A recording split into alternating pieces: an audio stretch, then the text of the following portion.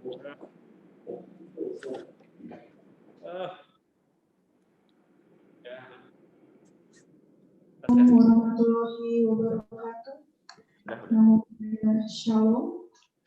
Good morning and greeting to all of us. Good morning, ladies and gentlemen.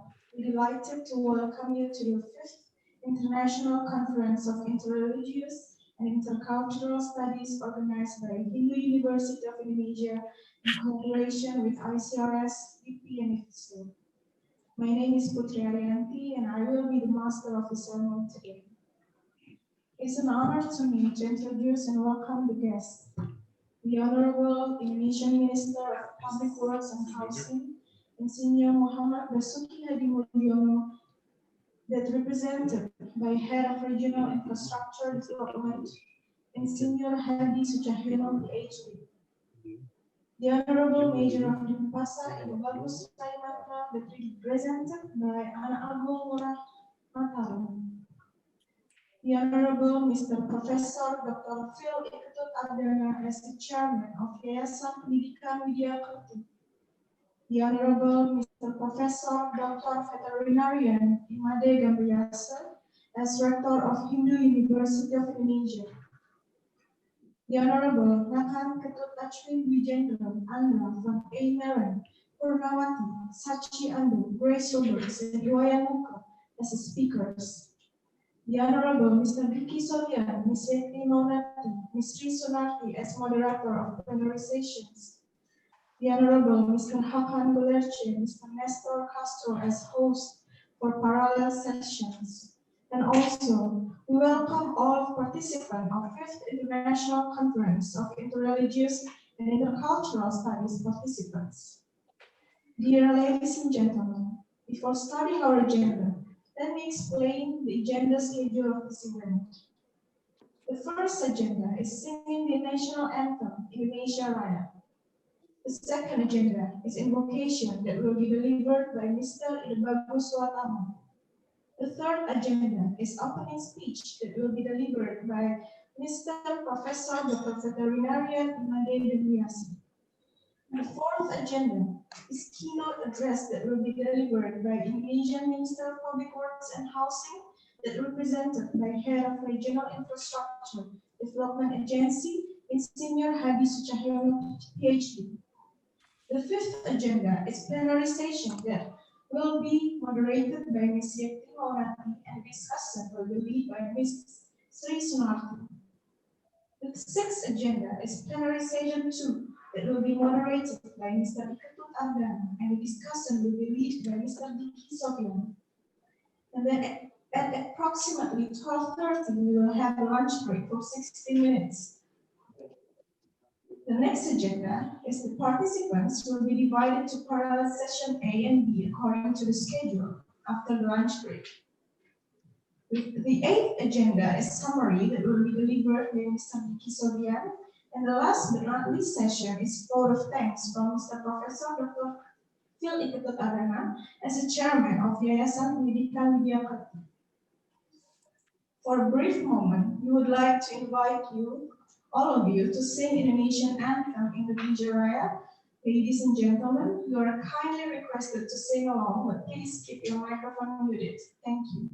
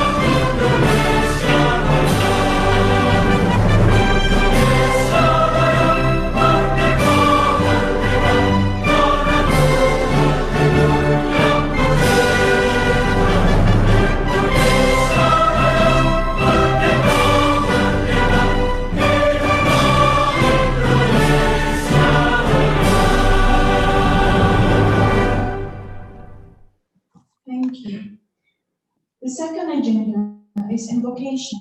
The religious chanting will be led by Mr. Idabagus Swatama, and for the religions, pray based on individual belief. Mr. Idabagus Swatama, the time is yours. Om Avijnamastu Namasi. Om Guru Brahma Guru Vishnu Guru Devo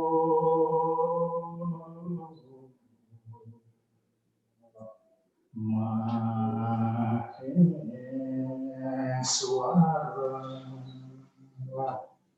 Guru Saksa Param Brahma Tasmai Sri Guru Namo. Om Yang Widi, Tuhan Yang Maha Esa, sebagai sumber penerang jagat raya beserta isinya, sebagai penuntun dan penganugerah kecerdasan, sebagai Maha Guru, pendidik dan pengajar. Hamba datang menghadap, menundukkan kepala dan bersimpuh di kaki Padma Yang Widi. Kami mohon anugerah dan pengampunan. Pada hari ini, Jumat 2 Oktober 2020, kami Sivitas Akademika Universitas Hindu Indonesia menyelenggarakan kegiatan virtual baik International Conference of Interreligious and Intercultural Studies, which cities of the world. Dengan segala bentuk hormat dan dengan segala bentuk kerendahan hati, kami mohon kesuksesan acara ini. Asadu masa damainya, bimbinglah hamba dari ketidaktahuan menuju pengetahuan. Damasuma jiodir damainya, bimbinglah hamba kepada ketemerlangan pikiran. Beri diorma murid anggapan, bimbinglah hamba kepada kekuatan ini. Semoga Universitas Hindu Indonesia semakin jaya, jaya, jaya. Om Santi, Santi, Santi. Om. Thank you, Mr. Idabagus Swatama. Step to the following agenda. We are now going to listen to the welcome speech delivered by Mr. Professor Dr. Veterinary Made Damrilase, as Rector of Hindu University of Indonesia. Mr. Made, the time is yours.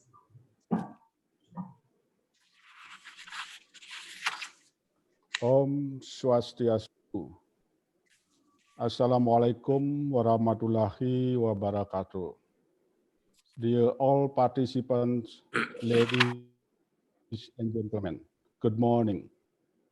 It's gives me great pleasure to extend to you all a very warm welcome at the International Conference of Interreligious and Intercultural Study today, virtually.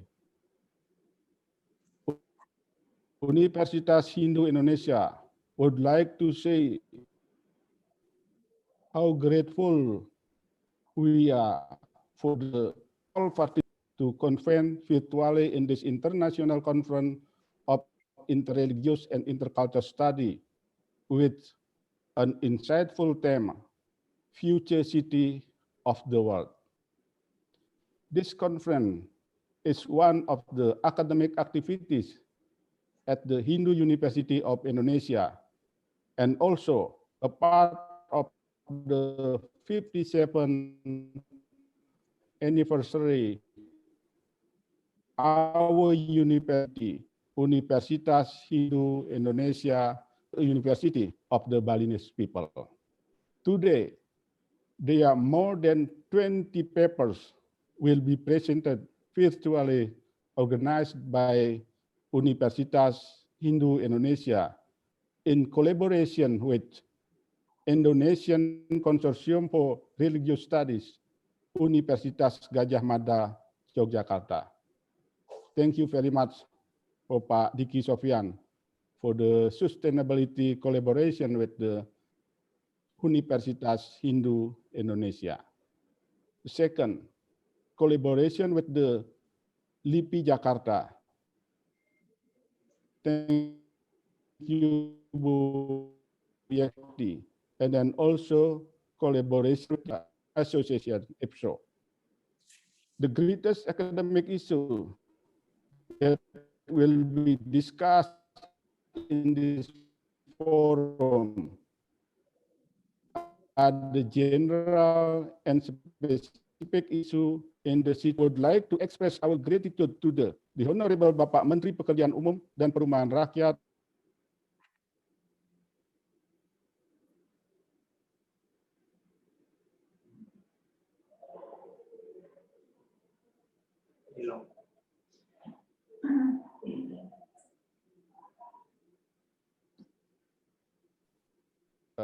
sorry, I will continue. In this precious moment, I would like to express our gratitude to the Honorable Bapak Menteri Pekerjaan Umum dan Perumahan Rakyat Republik of Indonesia, who will give a valuable speech at this conference and then presented by Bapak Adi Suscahyo. Thank you, Pak Hadi. And I would like also to convey my appreciation to the Bapak Wali Kota Denpasar, who will share his valuable knowledge and experiences, which we know that Denpasar has made great achievement in the past 2 decades. And also my gratitude to all invited speakers, both local and broad scholars. As the host of this conference, we consider that the contribution of participants and speakers to this conference is exactly the main things. Through this conference, we explore and develop smart ideas to deal with the threat of the city resilience.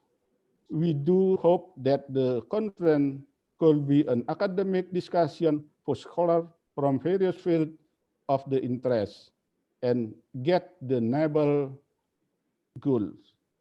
I really appreciate also for the committee for this hard work to prepare this conference. Please enjoy the conference. Thank you very much. Om Santi, Santi, Santi Om.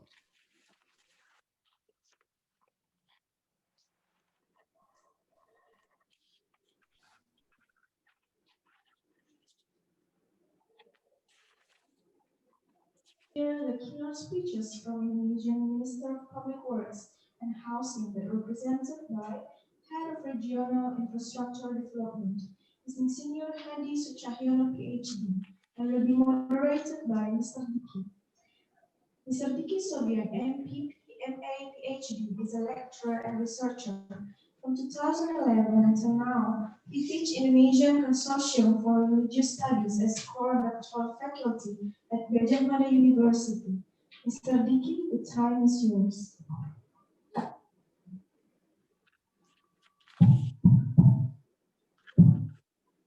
Om Swastiastu. Assalamualaikum warahmatullahi wabarakatuh. Peace be upon you all. A very good morning from Bali. I'm truly honored and it's a real pleasure for me to be introducing our keynote speaker and to welcome His Excellency Dr. Muhammad Basuki Hadi Mulyono, who is the Minister of Public Works and Housing of the Republic of Indonesia since 2014. His Excellency graduated from the bachelor degree from Universitas Gajah Mada in Yogyakarta in 1979 and received his Master of Science in Civil Engineering from the Colorado State University, where he also undertook his PhD and graduated in 1992. The keynote address by the Minister will be delivered by Dr. Hadi Sucahyono, who is officially the head of the Regional Infrastructure Development from the Ministry of Public Works and Housing Dr. Sucahyono graduated from the Bandung Institute of Technology in Indonesia in the field of technology. His master's degree is from Georgetown University in the US on public policy, and his PhD is from the Ohio State University on city and regional planning. I would like to welcome Dr. Sucahyono to deliver the minister's keynote address. Please, Dr. Sucahyono. Thank you very much. On behalf of the Ministry of Public Works and Housing, please let me, as the head of the Regional Infrastructure Development Agency, to deliver the keynote speech of Minister of Public Works and Housing. Assalamualaikum warahmatullahi wabarakatuh. Om Swastiastu. Salam, Namo Buddhaya, salam kebajikan. Good morning, selamat pagi, dan salam sejahtera untuk kita semua. The Honorable Rector of the Universitas Hindu Indonesia in Denpasar, Bapak Profesor Imade Damriasa, Bapak Diki as the moderator, invited speakers, Civitas Academica from Universitas Hindu Indonesia in Denpasar, representatives from Indonesia Institute of Science, LIPI, Indonesian Consortium of Religious Studies, ICIIS, University Gadjah Mada, and International Federation of Social Sciences Organization, and also all participants in this international conference. First of all, let us praise and gratitude to our God. Because of His grace, we can get together in this 5th virtual international conference of interreligious and intercultural studies with the theme Future Cities of the World. I would like to appreciate Universitas Hindu Indonesia in Denpasar in collaboration with Indonesian Consortium of Religious Studies, ICIIS, Indonesian Institute of Science, LIPI, and International Federation of Social Sciences Organization for organizing this inspirational conference. In this opportunity, please let me share with you about our ministry experience in developing infrastructure and regions in the country. I will talk about our challenges, achievements, targets, and plans until year 2024, our experience in promoting green infrastructure and sustainable development, as well as our programs to support religious facilities in Indonesia.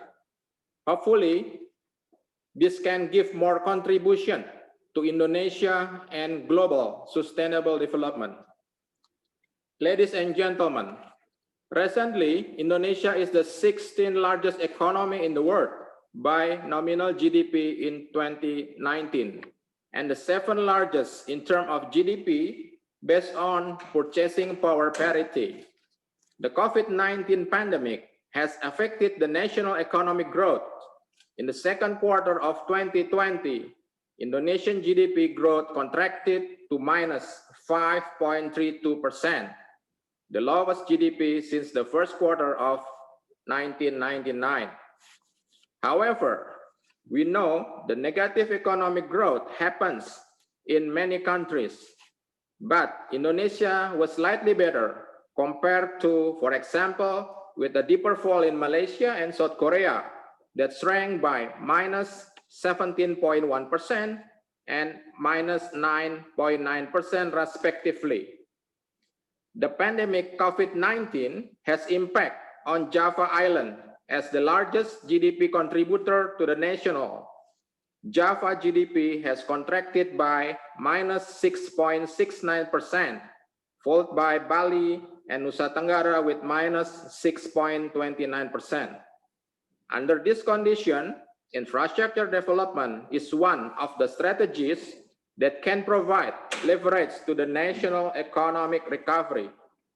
Distinguished guests, another challenge in Indonesia is an increase of urbanization following the country's rapid development. It is estimated that 72.8% of Indonesian population will live in urban areas by 2045. The population in urban areas will increase and followed by growing needs for basic infrastructure and housing. Urbanization has the potential to accelerate the economic growth. According to the World Urbanization Prospects into 2018, every 1% growth in urban population correlated with per capita GDP increase. For example, in China by 3%. While in Indonesia, we only gain 1.4% GDP growth for every 1% of urbanization. Another challenge is on water scarcity and food security. The forest cover will continue to decline from 50% in 2017 to 38% in 2045. This will have an impact on the scarcity of raw water, especially on islands with very low forest cover such as Java, Bali, Nusa Tenggara. Their area of critical water is estimated to increase from 6% in year 2000 to 9.6% in year 2045. Indonesia has been improving in the provision of basic infrastructure such as clean water access. Based on the data from the ASEAN Secretariat, the accessibility to safe drinking water in Indonesia is 73.7%. However, it is still below compared with other countries such as Singapore and Brunei Darussalam. The UN Habitat has estimated 1.8 billion people lives in slums and informal settlements globally. We support the message for the World Habitat Day in this year, 2020, to promote the housing for all for the better urban future. Ladies and gentlemen, to answer this complex challenge and problems, it is required a development approach that more sustainable, smart, and innovative way. Future cities development is not only providing more reliable infrastructure, but also must be green, environmentally friendly, and sustainable. In line with the international SDG agenda and the National Midterm Development Plan from 2020 to 2024, Indonesia commits to increase infrastructure development and urban development. In year 2024, we have a target to increase the access to 100% for safe drinking water and solid waste services. In housing sector, the Ministry of Public Works and Housing has provided 48,700 low-cost apartments, 23,900 special housing units, and 735,000 self-help housing stimulants during the period 2015 until 2019.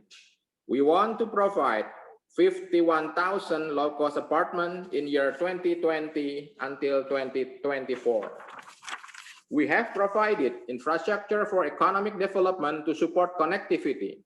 We have built 1,290 kilometers toll road connecting economic activities in Indonesia until year 2019.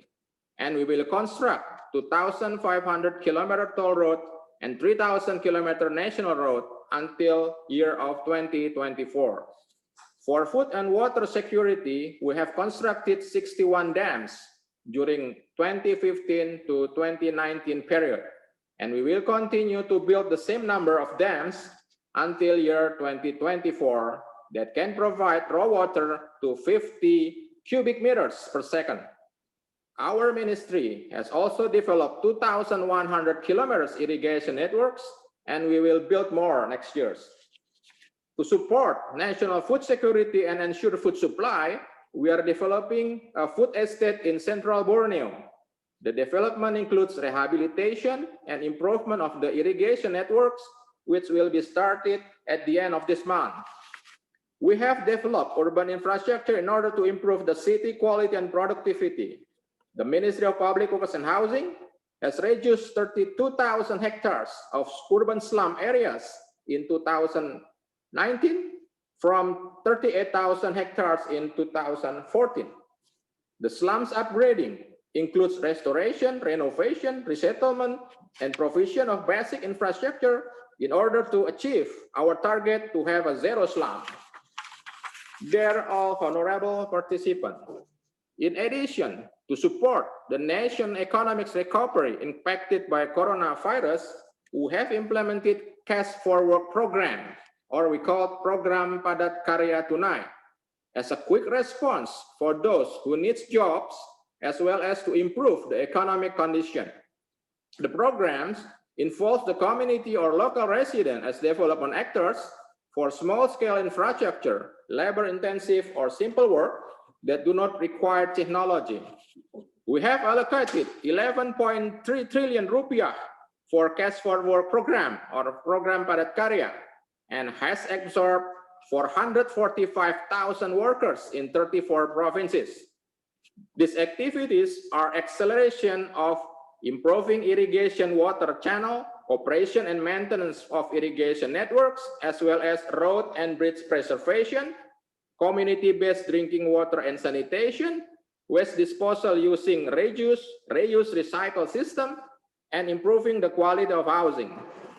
In line with the economic recovery strategy, the national planning agenda is focused to develop urban and regional infrastructure in 10 metropolitan areas and 5 super priority national strategic tourism area in Toba Lake, Mandalika Lombok, Borobudur area, Labuan Bajo, and Likupang, Manado.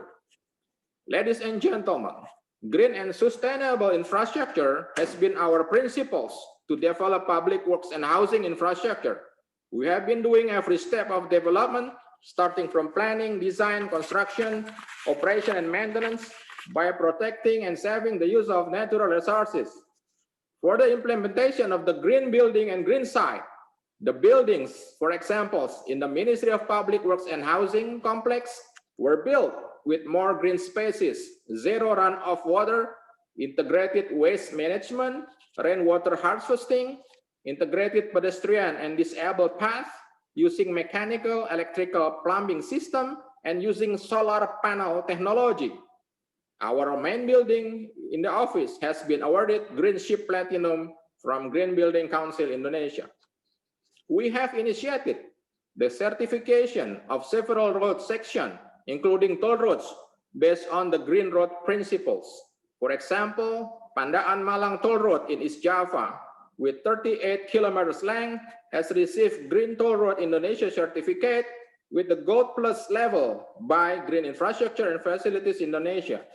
Another example is Bali Mandara Toll Road, constructed over the sea and runs through protected mangrove forests. This green, strong, and beautiful toll road has been awarded 4 stars Green Road. Another example is Teras Cikapundung in downstream of Citarum River in West Java, which is our commitment to river restoration. This has been recognized as one of the most Instagrammable green and public spaces for alternative nature-based tourism in Bandung area. It has been developed and managed by involving the local community. To achieve integrated and efficient waste management, we also built the using waste to energy technology in Sarbagita Suwung, Bali. It serves for urban waste in Sarbagita metropolitan area and will provide electricity to 20 megawatts. In Seminyak, Badung Regency, we also built an integrated waste management center for reuse, recycle system. It's not only a waste management system, but also as a function as a learning center for waste management in Bali. We know that developing infrastructure has to accommodate other living needs. For example, the Pekanbaru Dumai Toll Road has 6 elephant tunnels, since several sections of the road have been crossing the lines for Sumatra elephants. The tunnels use green plants to resemble natural habitat, showing that this infrastructure is harmonized with nature. The application of green infrastructure is also carried out through the support of research and technology. One of the green technology applied is mixtures of asphalt with plastic asphalt and rubber asphalt. We continuously encourage recycle of plastic waste as asphalt mixture. The use of plastic waste mixed asphalt has been used on several national roads in Jakarta, Makassar, Bekasi, Denpasar, and Tangerang Merak Toll Road. Plastic apparently increases stability, durability against deformation and cracks. Dear all honorable participants, the green and sustainable principles are applied also in planning and implementation of Indonesia new capital city in East Borneo. There are 3 frameworks of national capital city development, such as 1, reflecting the national identity. 2nd, guarantee the social, economic, and environmental sustainability. 3rd, create intelligent city, modern, and meet the international standard. We bring the forest city concept in developing the national capital city. This national capital city will consist of 70% green areas and 30% only developing areas. The forest city concept includes the existing forest protection, forest restoration, reconnect the habitat corridor, alternative source of energy, and pioneering forest research in the world. In Bali, we try to balance the development between northern part and southern part of Bali in order to maintain tourism sustainability. North Bali has huge potential for tourist destination as well. The shortcut road has been constructed since 2019 between Mengwitani and Singaraja with a length of 12 kilometers, and it will finish in year 2022. This road will shorten the distance from Denpasar to Singaraja and reduce travel time from 3 hours to 2 hours. It will support tourism sector, especially in the northern part of Bali, which is expected to continue to grow. The infrastructure development in Bali as national strategic tourism area has incorporated the heritage and cultural values as its local wisdom. For example, in Karangasem Valley, we will renovate and preserve the Pura Besaki area as cultural heritage area. This construction will be started next year with estimated cost of 1 trillion rupiah. To support tourism activities in Bali, the Ministry of Public Works and Housing has built Rambut Siwi Integrated Rest Area. It has several functions, such as for rest area, place for selling local products or UMKM, educational facilities, and facilities for local art performances. It also built a small pura for worship activities in the integrated area. In terms of interreligious activities, we have constructed many worship places in the country. For example, rehabilitation of Istiqlal Mosque in Jakarta, construction of underground tunnel connecting Istiqlal Grand Mosque to Cathedral Church, which we call Terowongan Silaturahmi. We also built the accessibility to Borobudur Temple area as cultural and religious place by arranging 4 entrance gates for tourism from Kulon Progo, Yogyakarta, Purworejo, and Semarang. Besides that, we have constructed housing for religious activities, such as low-cost apartment for Islamic boarding school in Ciamis, West Java, Sulawesi, and church dormitories, for example, in Sintang, West Kalimantan, and East Nusa Tenggara. Dear all honorable participants, in this moment, I would like to highlight the important things we have to do to make our future cities more green and sustainable. First, we have to do more collaboration and support of all stakeholders, including the university, to develop green and sustainable infrastructure for our future cities. Second, it is important to apply the result of infrastructure research and development technology to achieve sustainable development goals. Third, future cities are not only concerned on developing the technology, but also raising the values and of local and cultural wisdom. I hope this virtual international conference can be an inspiration for all of us to develop technology and seek innovation in infrastructure and urban development methods that are more effective, efficient, and sustainable. Thank you very much. Om Santi, Santi, Santi Om.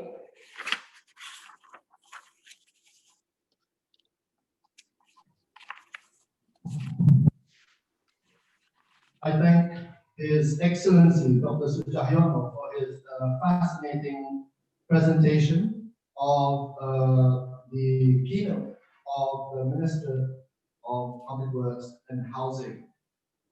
Since we have time, I would like to present some questions from the audience. And I have one question, Your Excellency, by C.D. Bayu Turker. What positive things that government can adapt from the impact of COVID-19 in relation with CHSE, Clean, Health, Safety, Environment, to support green housing development program policies, to minimize slum housing in cities?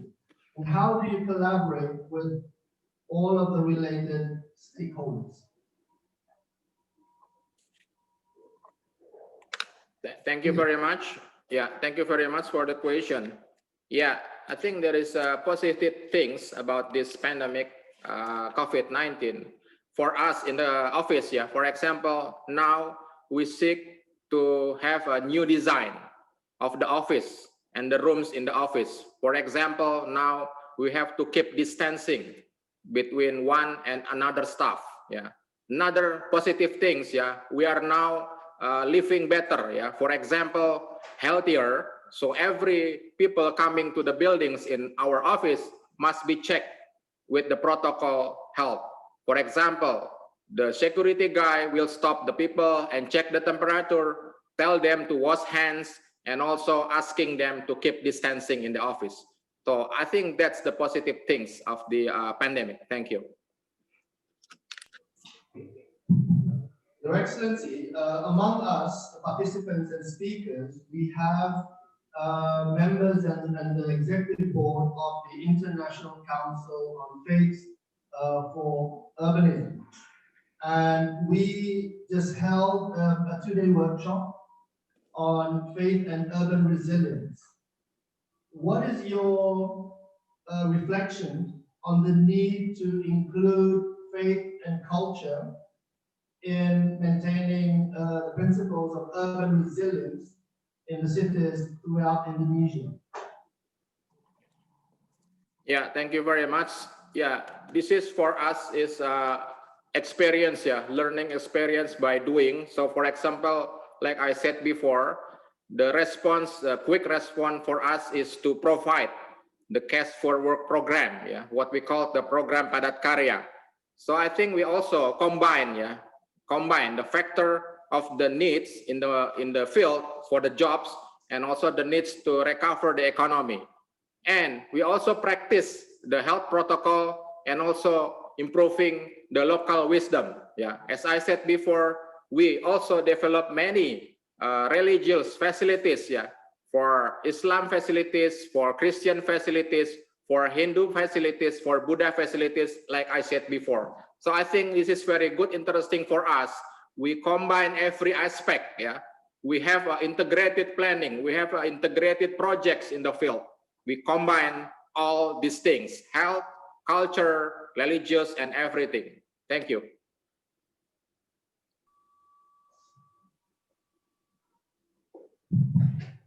Another question, and this is related to the upcoming World Urban Forum.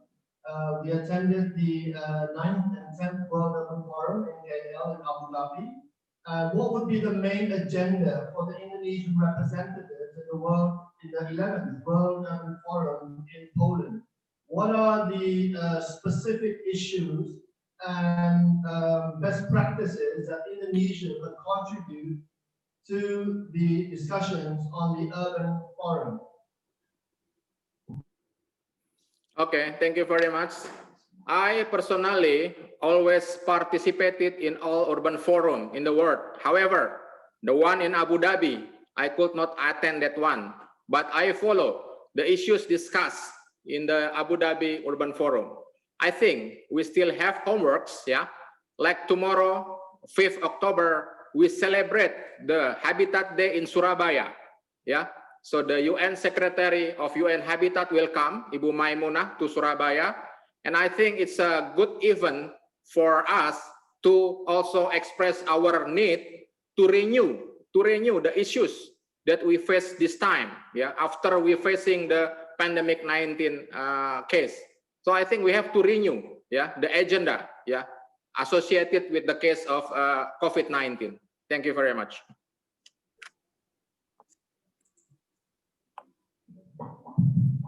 Okay, we have Grace Derners and Andre Van Emeren here are the speakers of the international conference. I would like to invite Andre to ask a question to His Excellency.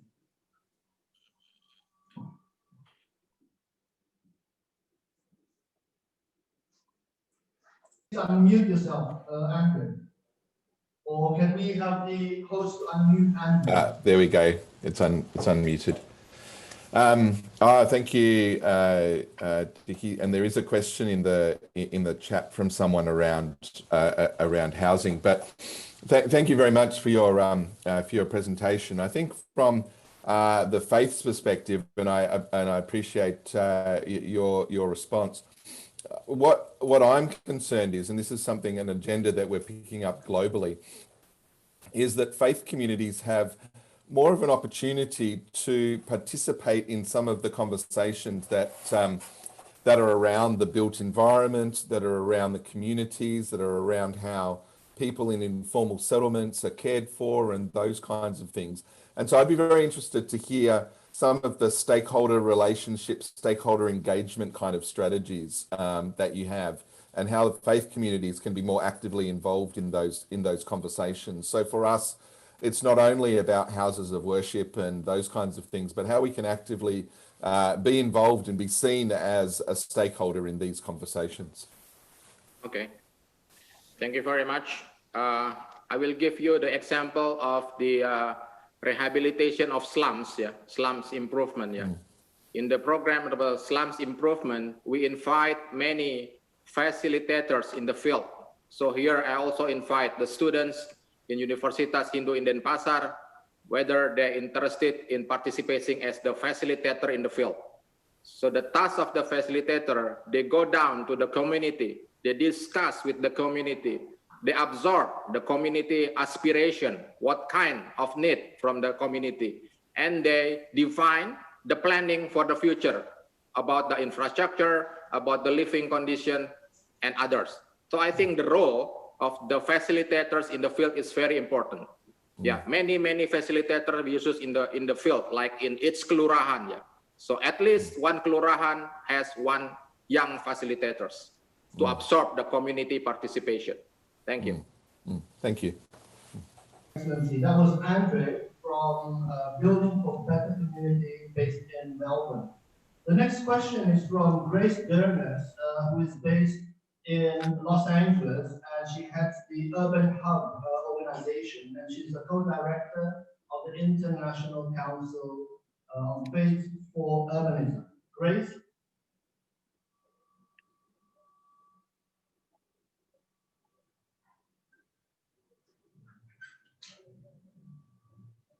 Can we get the host to unmute, please?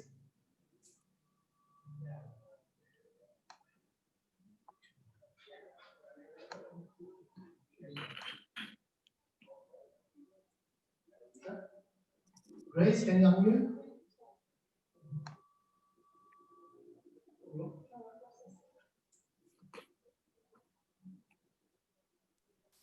Okay. Just a minute, Grace. Now? Okay. Thank you so much for your presentation. It was fascinating to hear what Indonesia is doing to becoming more green and sustainable, and very heartening. I myself am an urban planner, and I've been a professor at the University of Southern California for several years, recently retired from that.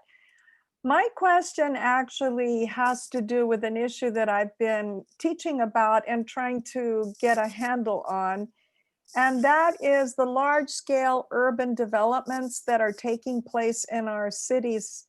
And I know this is true here in Jakarta, but also other cities in Asia, where investors are buying up big chunks of land and developing them really into luxury apartments and condominiums.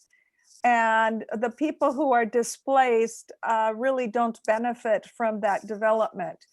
I wonder in what steps is Indonesia taking to limit those kind of land grabs, as we call them, or developments that only favor one sector of the population. But if we look at how the majority of the people in our cities in many countries of the world are living in informal settlements, it's not very equitable. And I wonder what steps to make this, what steps is Indonesia taking, in other words, to deal with this kind of situation?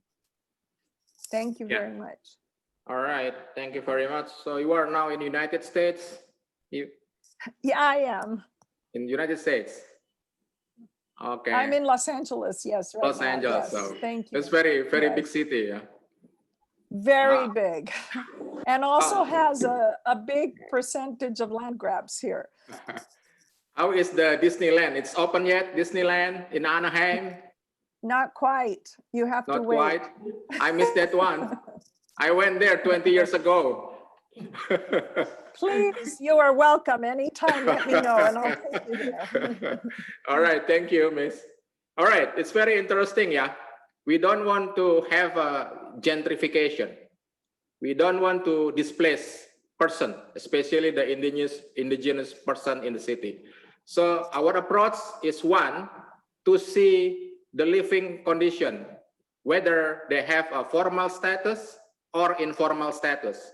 For example, the status of the land. Sometimes people live in the central city without any status of the land. So they live informally, like in the riverbanks, right? In the slum areas like that, right? So we ask them whether they have a certificate for the land or not. If they have it, then we will discuss whether they want to move to another better areas with a good apartment, low-cost apartment. We built some low-cost apartment in the city for the people who wants to move from the flooding area in the city. But for the people who do not have the certificate, then we ask them to live because they don't have any legal status in that area. Even though we give some what we call the kerohiman money, yeah, even the amount of the money is not that much, but we give some appreciation about their living there. So again, the status of the land will be very important. Thank you very much. Thank you.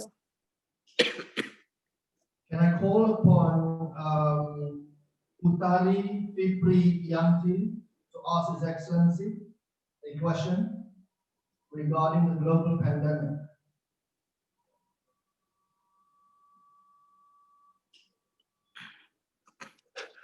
Are you there, Ibu Utari?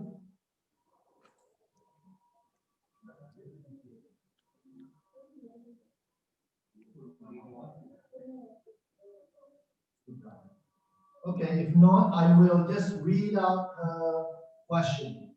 The global pandemic takes us to a different atmosphere where the communities are asked to work together or from home. From your perspective, how will the government arrange public spaces in the future cities? Okay, thank you very much.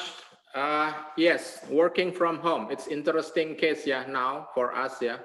Even in my office now, we arrange working from home. So we have a shift of working, yeah. Who will come on Monday, who will come on Tuesday, etc. Yeah. So the point is now we have a good management of working efficiently wherever they are.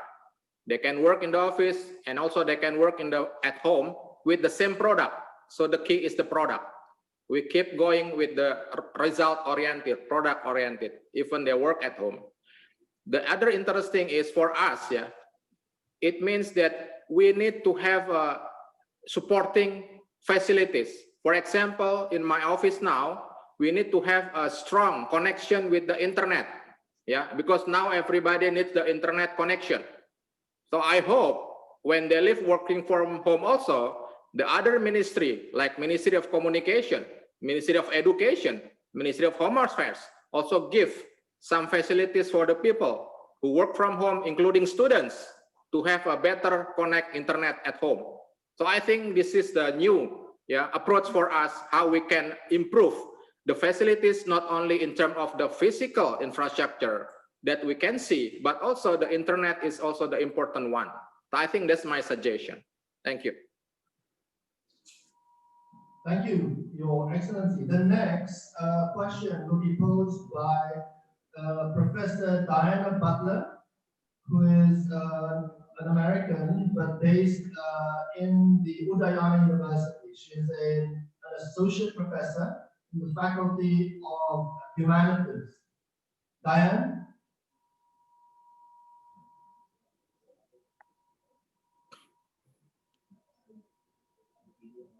Can you unmute yourself, Diane?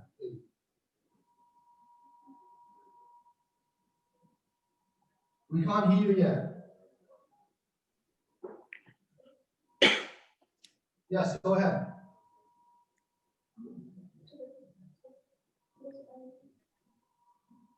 We can't hear you, Diane.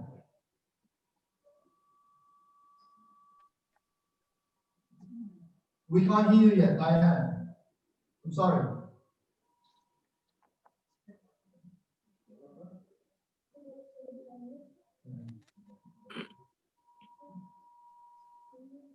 I'm sorry, Diane, we can't hear you. I'm sorry, we'll just go to the next question. We'll just go to the next question by a scholar, an Indonesian scholar based in Japan. The question is, what is the government's plan to reduce waste recycling to landfill site? Because when I worked with the Osaki government in Bali province and Depok City, Jakarta province for sustainable waste recycling system, model area don't have an organic recycling facility and composting facility. So what are the plans by the Indonesian government to help this effort? Okay, thank you very much. That's a question from Japan. Okay. Scholar from Japan, yes, based in Japan. Okay, all right. So I agree. Now we are still trying to improve the system for solid waste management. The regulation says we have to have the sanitary landfill, not the open dumping system. However, at this time, we still have a lot of open dumping system, but we are trying now to get more and more the sanitary landfill. The problem is now, when we work with the local governments, they have to provide the land by themselves. So we only construct the building and the system, but the land must be coming from the local governments. So I suggest the local governments, including in Bali, please provide the land for us, not only for solid waste management, but also for other projects, like our program in low-cost apartment for students, low-cost apartment for people, low-income people. The land must be provided by the local governments. So I think the key now is how the local governments can support to provide land. Thank you.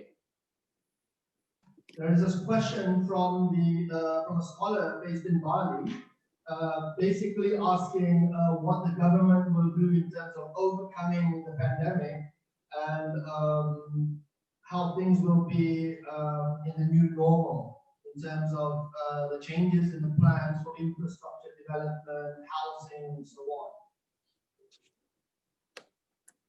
Can you repeat one more time because it's not clear? Yes, it is a question from a Balinese scholar, and he's basically asking the question what the government is doing to overcome the pandemic and what kind of changes in the plans for infrastructure development, housing, waste management, okay, in terms of this pandemic and public health. All right. At this time, we focus on the programs to provide jobs and to increase the local economic condition by giving the cash for work programs, or we call program padat karya. It's very simple projects. Yeah, they can build a small drainage in the housing area. They can painting the bridge whatsoever, and then they have irrigation rehabilitation in their field, in the sawah, in the paddy field. Yeah. So again, now we are focusing on the cash for work programs. I think we will continue until early next year. However, next year, our ministry has a very big allocation of budget, about 1.5 times than this year. So I think parallelly, we can do the cash for work programs and then the regular programs as well. For example, the programs for the regular programs to improve the water, sanitation, roads, etc. So we will combine the cash for works and the regular program. Thank you. Okay, I'm coming back to Diane Butler, and she has a question. It's a long question, but basically, in April 2018, there were Indonesian cultural experts and artists who met with the President Joko Widodo, and among them was Radha Panjaitan as well. And one of the things that was argued by Radha was that during this Amdal Kebudayaan. Diane, can you just pose the question? Amdal Kebudayaan Pak Hadi. Oh yeah, please I go got ahead. I got salam. Assalamualaikum. Waalaikumsalam. Thank you, Bu Dayan. Terima Thank kasih you. Pak Digi juga. Terima kasih. Are you in London now? Are I'll you in speak London? in I'm in the village of Bedulu in Bali. Oh, I in see. Gianyar, where for 20 Okay. years. All right, I'm at that's good. Universitas Udayana. That's I'll good. speak in English so that the foreign friends can understand the question. Okay. But I hope I can get your email address to send you a Sure, short sure, article. sure. Certainly. Okay. Of So the course. question that came up in 2018 when a group of artists, many artists met with President Joko Widodo at the Istana was about this idea of Amdal Kebudayaan. Because usually impact statements are, from what I understand, I'm a dancer myself, so I don't think about these things so much, but I feel the impact of changes. Usually impact statements, from what I understand, are usually done based on environment, social impact, and so forth. But this conference today is very interesting to me because I've followed it a few times, also presented, that we also need to consider about cultural and social impact. Okay. So for example, the artists spoke very strongly with President Joko Widodo about the possibility of developing criteria for Amdal Kebudayaan. Okay. Amdal Kebudayaan. Okay. If you can share anything about that, that would be very helpful, I think, for people here to hear how Indonesia thinks about that. All right. Thank you. Okay. Terima kasih. Thank you. Thank you very much. So your voice is very clear, yeah, from Bali. Good. Very clear, yeah. Thank very goodness. Clear. You have a very good internet connection, yeah. Astankara. It must be expensive, yeah. No, I have a small USB, no Wi-Fi. Oh, I see. Okay, that's good. That's good. All right, Bu. I appreciate this. And you know, when we work like in Borobudur area, yeah, as I give a sample to you, yeah, we are now renovate and then preserve the Borobudur area in Central Java, yeah. We work with the UGM as well to get the some advice with UGM, yeah, with the Pusat Pariwisata UGM, and also we work together with the people from UNESCO, Bu. So we work together with UNESCO, how we can have a better situation, but also local wisdom still there, yeah. So the UNESCO advice is very important for us. So for your information, we don't work alone, yeah. We work with the people who in charge with the preservation like UNESCO. And for artists, Jokowi, I think we support that, Bu.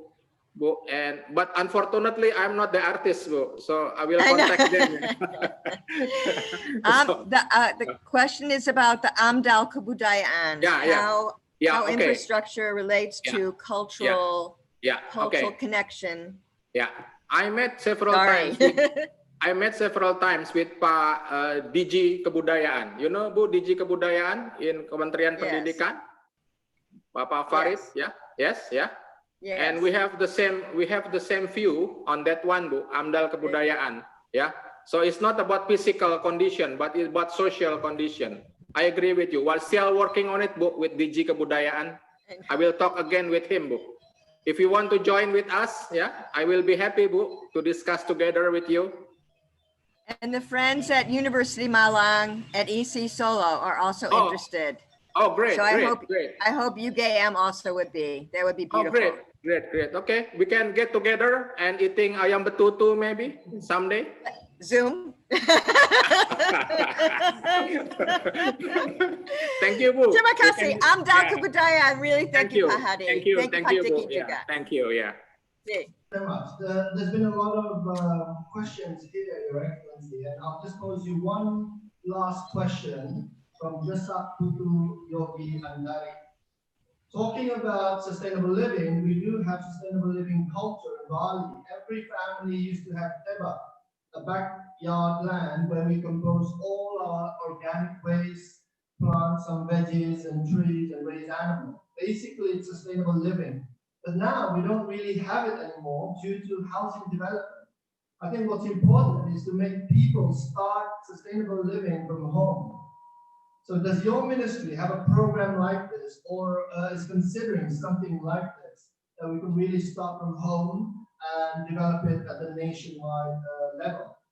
Thank you. She is from the Institute Seni Indonesia in Denpasar. Yeah, I agree, Pak. I agree with that. You know, now like in Jakarta, we don't have anymore the plastic bag in supermarkets. Yeah, we have to bring ourselves the bags if we go for shopping in supermarkets. The key is we have to start from home to reduce the solid waste, the garbage, and we can reuse, another materials like papers, or plastic to be another product. So I agree with you. This is very important to start from home. The program RRR, reduce, reuse, and recycle. We start from home. I agree with that. Thank you. Okay, since the time is up, I would like to thank His Excellency Dr. Sucahyono, who has attended this international conference on behalf of His Excellency the Minister of Public Works and Housing, Dr. Basuki Hadi Mulyono.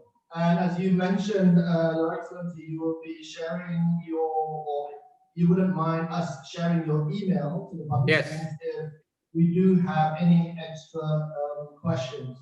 And for that, I'd just like to say that this keynote address and discussions that we just had have really given us an overview of the challenges that we are all facing across the world, both in Indonesia, in Australia, the US, and also Japan, and other participating countries in this conference. And it also, I think, provides a very good backdrop to the kind of discussions and presentations that we will have throughout this one day of the International Conference on Interreligious and Intercultural Studies. So I'd like all of the participants and speakers now to give a round of applause to His Excellency Dr. Sucahyono. Thank you very much, Bapak. Thank you. Om Santi Om. Thank you. Okay, I will give the mic now to the Master of Ceremony. Thank you very much. Thank you, Mr. Hadi Sucahyono, for his speeches, and Mr. Diki for moderating the session. The next agenda is plenary session 1 that will be moderated by Ms. Yeti Maunati, and the discussion will be led by Ms. Sri Sunarti from Indonesian Institution of Sciences, IP, Jakarta. Ms. Yeti and Ms. Sunarti, the time is yours.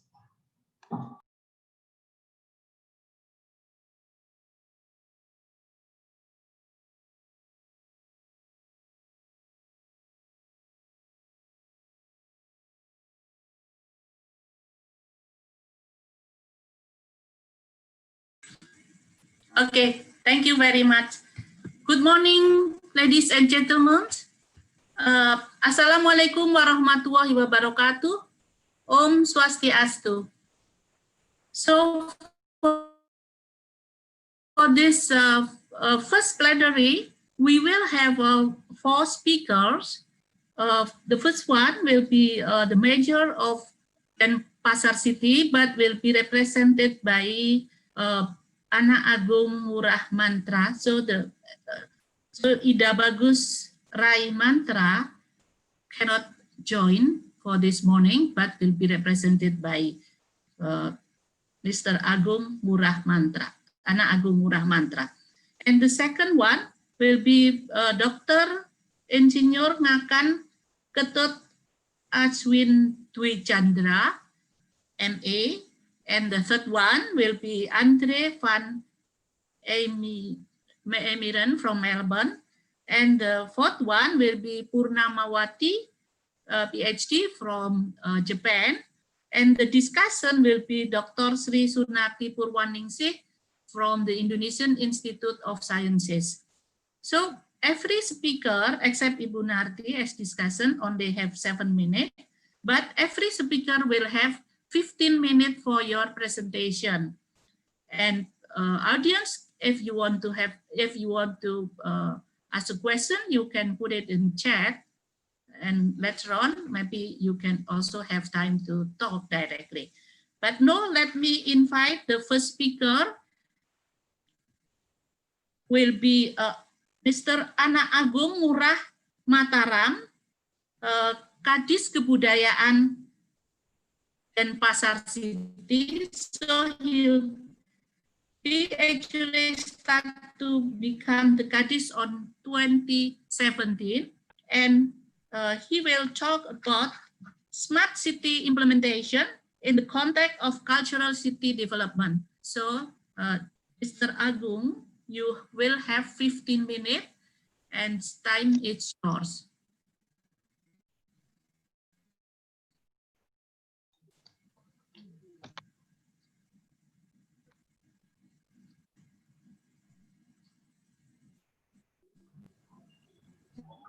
Hello? Om Swastiastu. Assalamualaikum warahmatullahi wabarakatuh. Salam sejahtera untuk kita semua dan selamat pagi. Putri? Apa bisa didengar ya?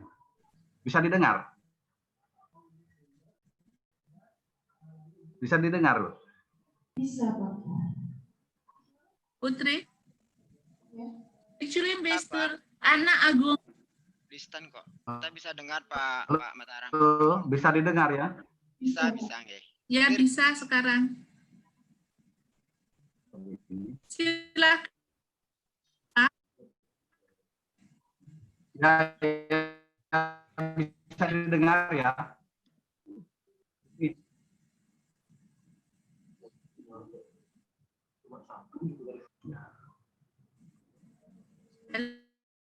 Halo. Pak? Ya, internetnya masih gini, masih loading lagi. Di Om Swastiastu, Assalamualaikum warahmatullahi wabarakatuh. Selamat pagi para peserta webinar yang saya hormati.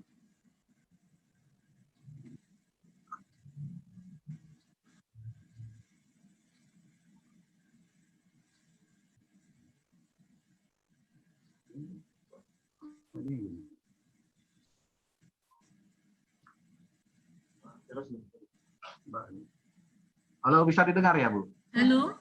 Bisa, Pak. Halo, bisa didengar?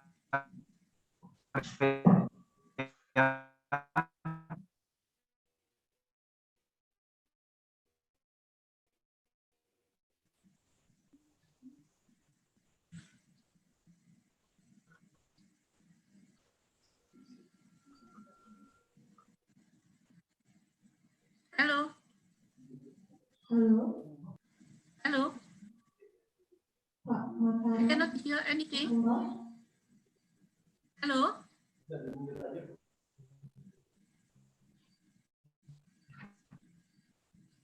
Bisa dilanjutkan ke next speaker dulu? Okay. Is my turn? Oh, okay, let me read your CV first. So we'll change to you first. Ya. So Dr. Insinyur Ngakan Ketut Anwin Dwi Cendra is lecturer, and his Bachelor Engineering is from Udayana, and Master of Art Erasmus University in Netherlands, and for PhD Urban and Regional Planning, Curtin's University in Australia. So he will talk about the socio-physical transformation toward sustainable future cities morphology in Indonesia. So time is your Dr. Ngakan.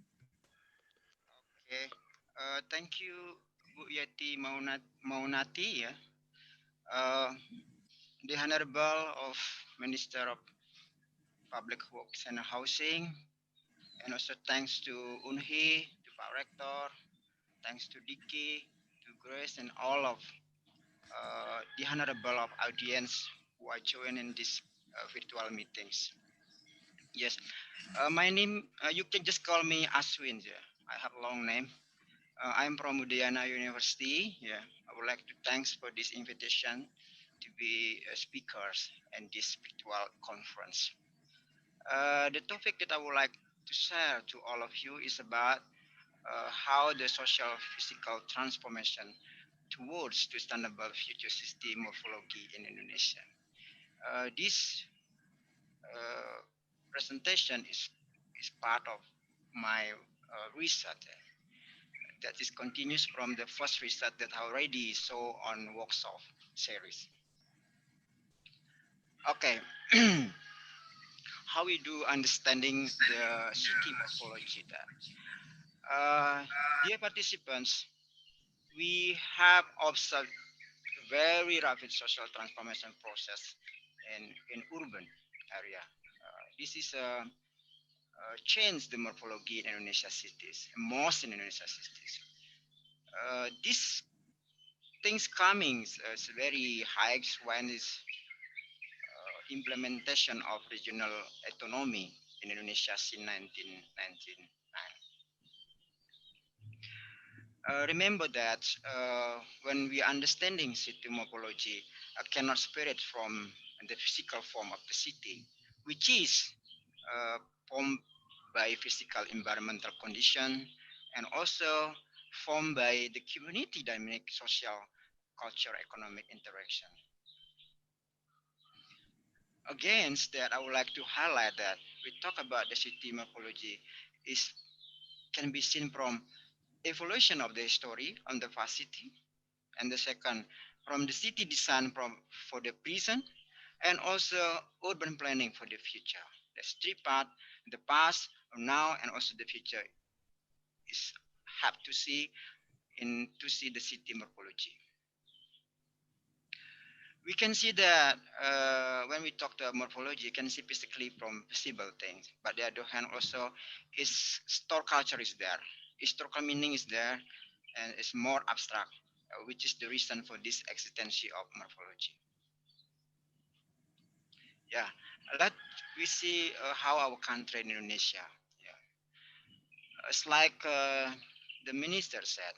Also, we cannot deny that the physical development of urban space in Indonesia is strongly influenced by urbanization. Yeah. Urbanization drastically changed the city morphology, both in terms of structure, function, and also face. When we talk about development of urbanization in Indonesia, we can see from the three aspects. First aspect is the number of people living in area. In Indonesia now already 230 million people. And the second, uneven population distribution. Yeah, we in fact that almost 70% people live in Java. And then the third is the high rate of urbanization. We see the high urbanization is growing so fast. Yeah. And even the prediction, the future urbanization is become increasing. Right now in 2020 is already almost 60% people live in city. That is the fact that we see. Yeah, of course, the impact of urbanization in other side might be bring the positive thing, but the other side is negative things. Yeah, we see that how that the need of lands become increasing, become high aggregate land value, increasing demand for the developments for the infrastructure, for the housing. Yeah, why is that land is fixed in city? That is important when is the weakness of urban management lead to the speculation, to the legal lands, slum area, etc. Okay. This slide show how that the social transformations in Indonesia. Yeah, we see that the first thing that the existence of informalization. Informal sector in Indonesia, from the morphology perspective, is disrupt of the city. Yeah, it's bringing traffic jam. We see that providing negative impacts, image for the cities. But the other hand, informal sector in Indonesia bring to the economic growth. Yeah, this is like both sides have to see, and we talk about social physical transformation. And the second, what we see the developments here, the compaction of the border. Yeah, the developments go to the urban periphery. Yeah, urban sprawl. Why when is the center of the city very high and the people find out the cheaper lands go to the fringe area, the fringe of urban. What's happened to the morphology is the city is not longer only one single, not a mononucleus anymore, but it's spread out to become multi-nucleus.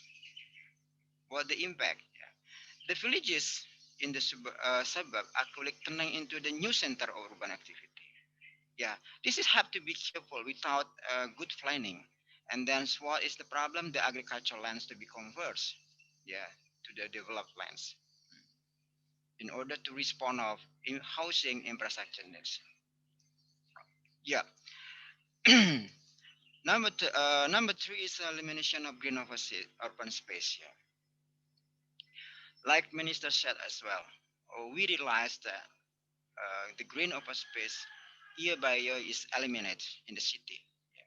Is this typical of morphology in Indonesia? It's significant decrease the area of green open space. Remember that, as we know that green open space is the lungs of the city. Yeah, it's the oxygen of the city. It's not just only for that, and also for the social interaction, the economic asset of the city, and also a part of tourism activities. And the last ones, Indonesian is rich of culture, yeah, rich of local wisdom.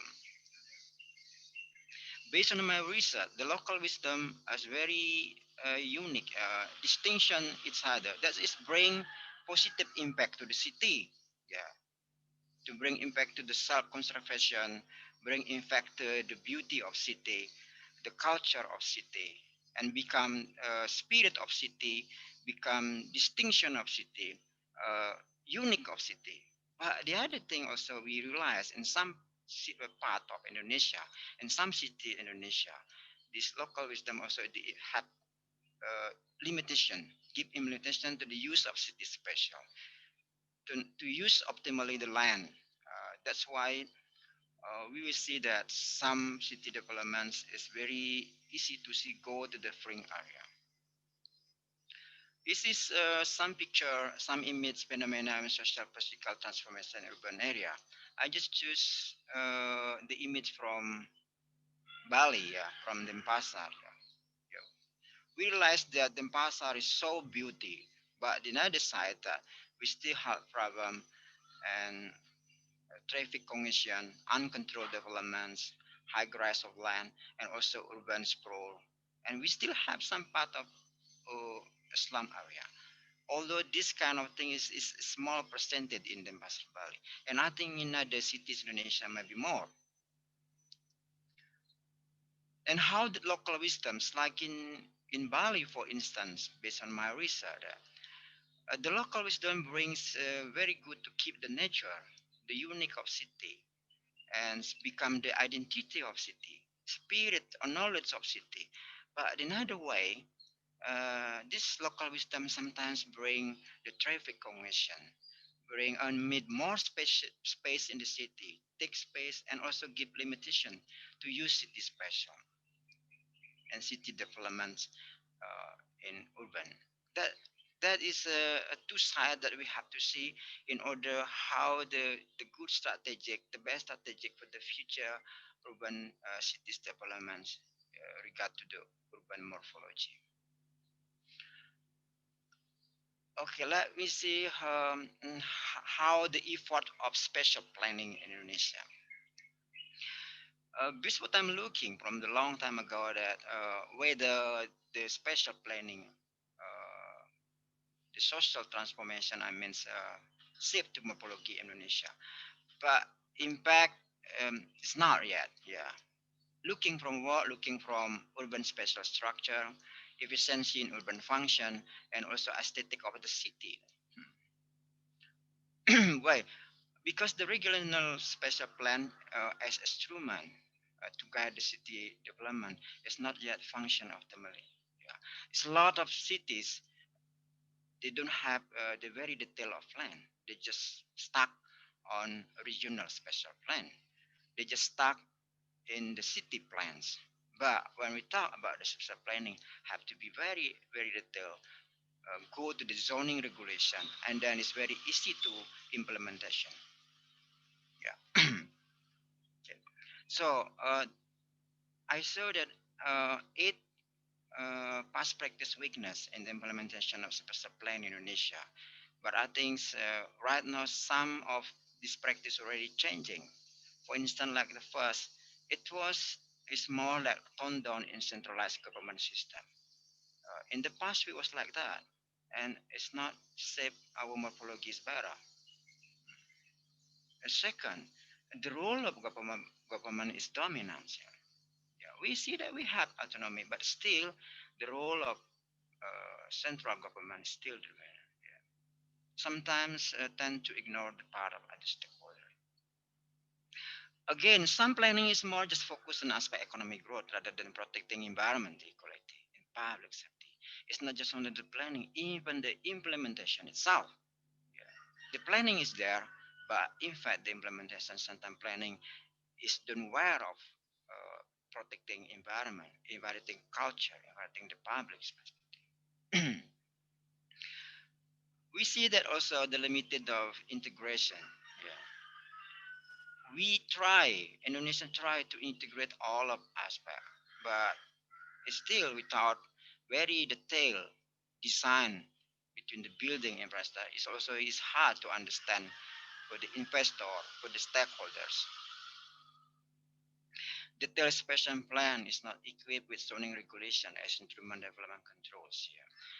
The regulation is already there to mention to the government, to the local government, to create the zoning regulation, to create the special plannings, more details. But in fact, the process to get there is so hard. It takes like 5 years, 10 years, maybe 20 years. Even the data and the document is not up to date anymore. We cannot use.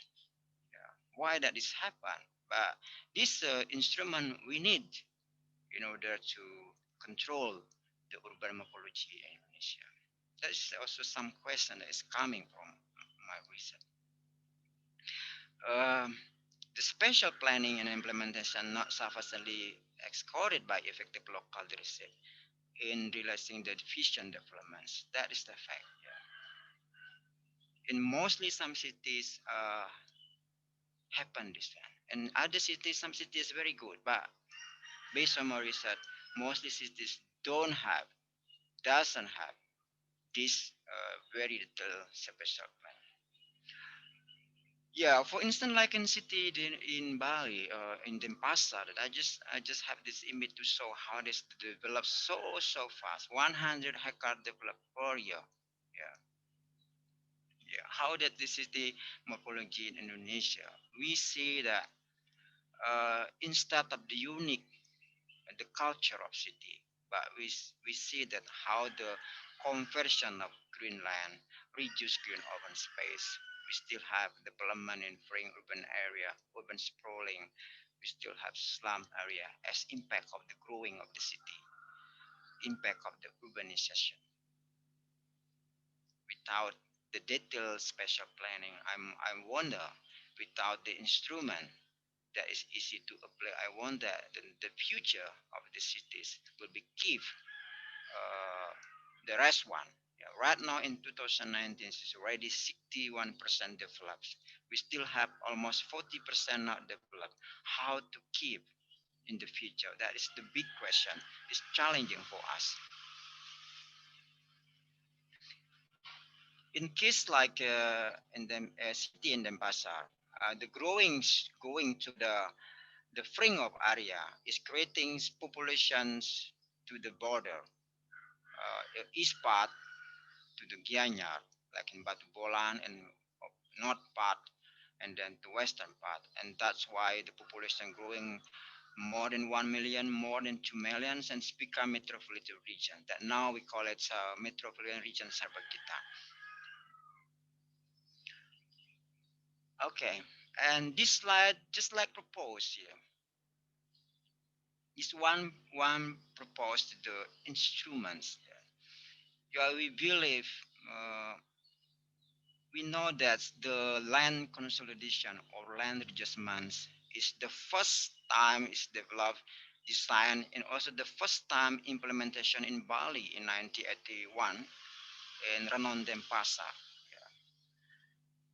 Based on the research, based on the literature review, and also based of experience in the country, LC or LR is very effective method to develop to implementation of the city plannings to be better, yeah, to improve environment, to maintain resources, and also is more efficiency and productivity of the lands. In order to realize infrastructure, Dr. public Asvin, Dr. Asvin, you have 3 minutes left. Okay, BAT, I still have 2 slides left. I hope that will be finished soon. Yeah, the study show that LC or increased efficiency and productivity of urban lands is also part of my previous research, and how the LC success to manage the urban morphology. Yeah. The last my last slide just to conclude, that's my research regarding urban morphology in Indonesia. Yeah. Effort to restructure morphology cities will be better if done early. Yeah, when it's urbanization and population density is not high. Yeah. It's just like suggestions for the new developments, for the new cities coming. Which be better to restructure morphologies better. To air in the space is more better. It's very important to pay attention to the small and major cities is coming. And then the second, needed intervention through the formal system and planning is more detailed. Zoning regulation must be sustaining by operational instruments, urban design, guidance the public, also private sector investment, and also community to create city well targeted. Okay, what I would like to highlight here about the morphology of cities in Indonesia is expected to be fulfilled. There are 4 elements. The first is the structure elements. A city become more efficient with the better public services. And the second have to be things about the functional elements. Yeah, this is about the various urban activities run optimally, synergizing with other to ensure the interest group in balanced manner, reduce the form of negative externalities, include congestion, disaster, slum, and also injustice. Number 3 is the visual elements. It's about the city sport by aesthetic value, also by nature, by culture, as much as can to be diverse, and also the traditional architecture itself. And the last one is environmental elements. The city have wisely protect the natural environment. So anyway, those things is need to promote the sustainable city planning implementation to the future, to the sustainable in the future. And again, the last one, like Minister said, the commitment, the hard work, all of participants, all of stakeholders, the spirit of togetherness to create city is more safe, more comfortable, more productive, and sustainable. all the participants. I would like to thanks. Yeah, hopefully that this slide will be benefit from of you. Thank you. Santi, Santi, Santi. Time's it back to Buyekti. Thank you very much, Buyekti. Thank you very much, Dr. Adspin, for your very interesting and important papers to discuss. But I will collect the question later on, so I will continue for the second speaker. So the second speaker is Mr. Andre van Emerens. So let me read his CV, a brief CV. So he is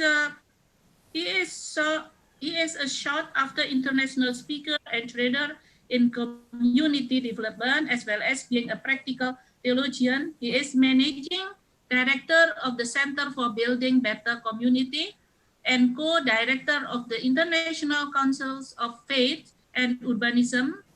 And he is an experienced consultant, trainer, and practitioner. So he's actually, I will not read all his, but he's actually, he is also a PhD candidate at Swinburne University, focusing on concept of saloon and flourishing as the model for building social infrastructure in cities. So, and his topic is toward a full life, a dialogue between saloon and sustainability.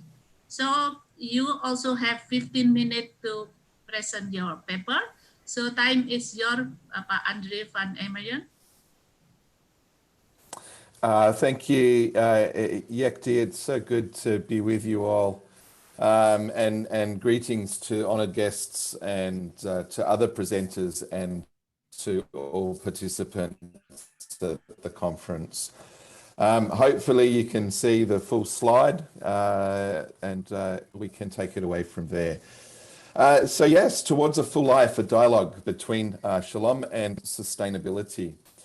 So this idea of planetary urbanization is a term coined by Marxist philosopher Henri Lefebvre.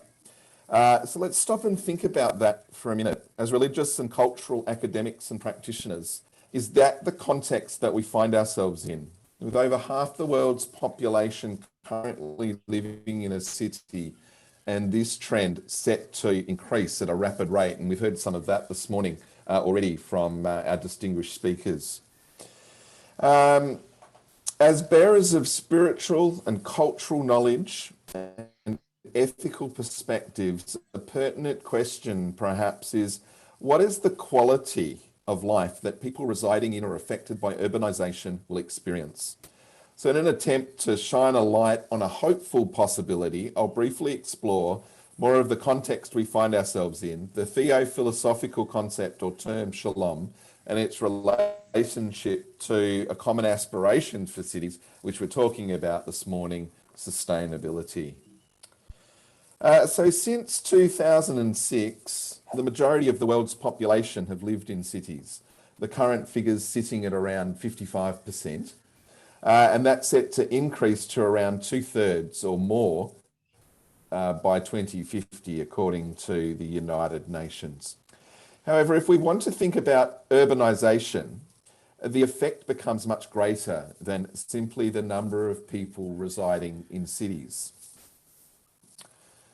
For the city is not only in ever larger degrees the dwelling place and workshop of modern man, but it is the initiating and controlling centre for economic, political and cultural life that has drawn the most remote parts of the world into its orbit and woven diverse areas, peoples and activities into a cosmos. This is by an academic in the name of Worth, writing in 1938.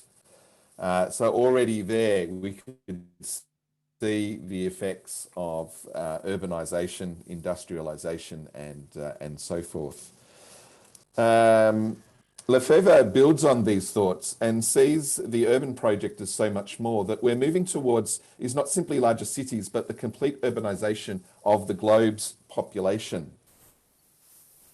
I remember when I was a teenager reading a book called Cola Cowboys about the truck route from Britain to the Middle East, and at that time, of course, one of the remotest places on earth. But there in the middle of the desert, you could buy a cold can of Coke, and that's planetary urbanization.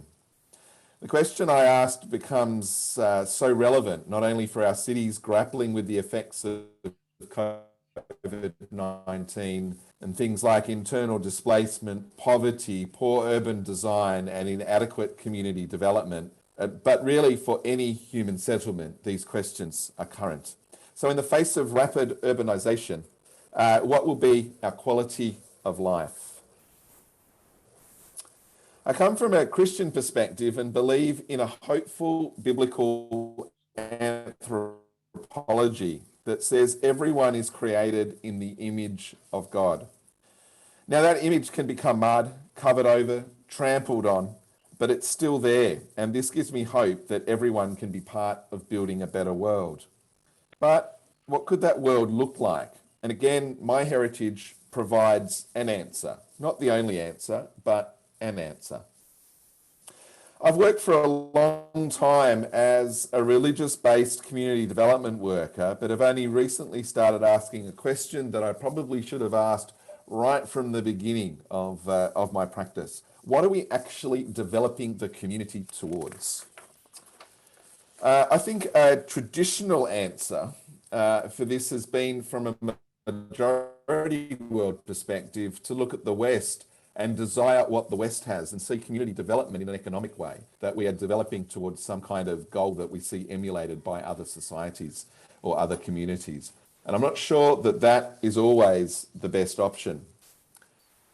So let's look at some ancient Middle Eastern wisdom and dream with me for a moment. Shalom is actually a Hebraic term. And for anyone that knows the Hebrew worldview, it's incredibly holistic and encompasses so much. So let me just read this to you. In the context of a greeting, Shalom is asking about everything needed for a healthful life. This includes good health, a sense of well-being, good fortune, the cohesiveness of the community, relationship to relatives and their state of being, and everything else deemed necessary for everything to be in order. Further implications of the greeting show not only the intent to find out information, but to demonstrate the connection between the two people in the exchange. The motivation behind the question is not so much the well-being of the individual, but the state of society based on a common humanity. This is from Westerman in Yoder and Swartley. And so from this understanding of Shalom, I've designed as part of my PhD work, and of course a reflection on many years of working in community, a framework for flourishing. And as you look at this framework, I want you to think about the individual in the context of their community and each element going from non-flourishing to flourishing. So you can see the elements there, and I'm just going to quickly walk you through each one. And so as we think about basic needs, this includes shelter, food, water, safety, and security. And the Minister's representative talked about some of those things this morning already. Each of these elements combine to create a feeling of psychological safety, enabling an individual to shift their focus from their survival towards an inner discovery of who they are. There can also be a collective sense of moving past survival, for example, post-disaster, as a community to the deeper questions of providing an environment for individuals to flourish. Social sustainability can only be achieved if everyone has their basic needs met. And of course, things like disparity and inequality are roadblocks to this process. We think about belonging. It's about belonging to place and to people. For many, particularly in the West, the idea of belonging to place has been lost. However, again, from practitioner experience, lack of identification with a community or sense of belonging can produce profound disconnection, isolation, and ensuing mental health concerns. And of course, we see that in many places throughout the world when it comes to internal displacement. Positively, though, from a community perspective, if individuals feel like they belong to a place, They're more likely to care for its natural environment, streetscapes, green spaces, and natural gathering points. Urban design of this nature then increases community participation and people's sense of belonging to one another. The importance of being connected to tribe or to the people around us in our community is also well documented and highlights the need for working together towards the common good. Many of the enactment guides for social sustainability do not factor in the need for increased belonging, and this is a gap that will affect the ownership of any project or process. So some of the things that have concerned me about some of the big global gatherings like Habitat 3 and the World Urban Forums is that we can present a lot of brilliant and well thought out ideas, but we quite often tack community development or community empowerment on the end of those ideas and kind of place something on top of the community rather than working with the community to come to common solutions. The next element is contribution, and that we want to see people's contribution valued. Because of the way we've set up our helping economy, so read that as welfare or aid, we've often denied the place of reciprocity or the ability of the individual to give back. Many individuals don't have the ability or the opportunity to contribute, which is a natural and healthy human inclination. So us wanting to give back, us wanting to do something to make a difference, it seems to be inherent inside us. From a Christian theological perspective, we say that everyone is made in the image of God and as such has inherent worth and inherently has something to contribute. This lack of reciprocity has enabled people to justifiably retreat from contributing to society, believing that in fact they have nothing to offer. Corporately, as people believe they do have something to contribute towards the common good or well-being of others, a community or city environment can become vibrant with a diversity of interactions and activities. Then we move to purpose. And purpose is about living a life that reflects one's core values, engaging in activities that emulate or enhance these values. In our cities, so many individuals are living lives of survival rather than purpose, with much of the language around purpose having been co-opted by pop psychology, with guru-type presenters. It can be difficult to carve space for the topic to be taken seriously. However, if individuals are going to work together using discretionary motivation, using that inner motivation, if you like, towards social sustainability, then in some form the question of individual and corporate purpose needs to be addressed.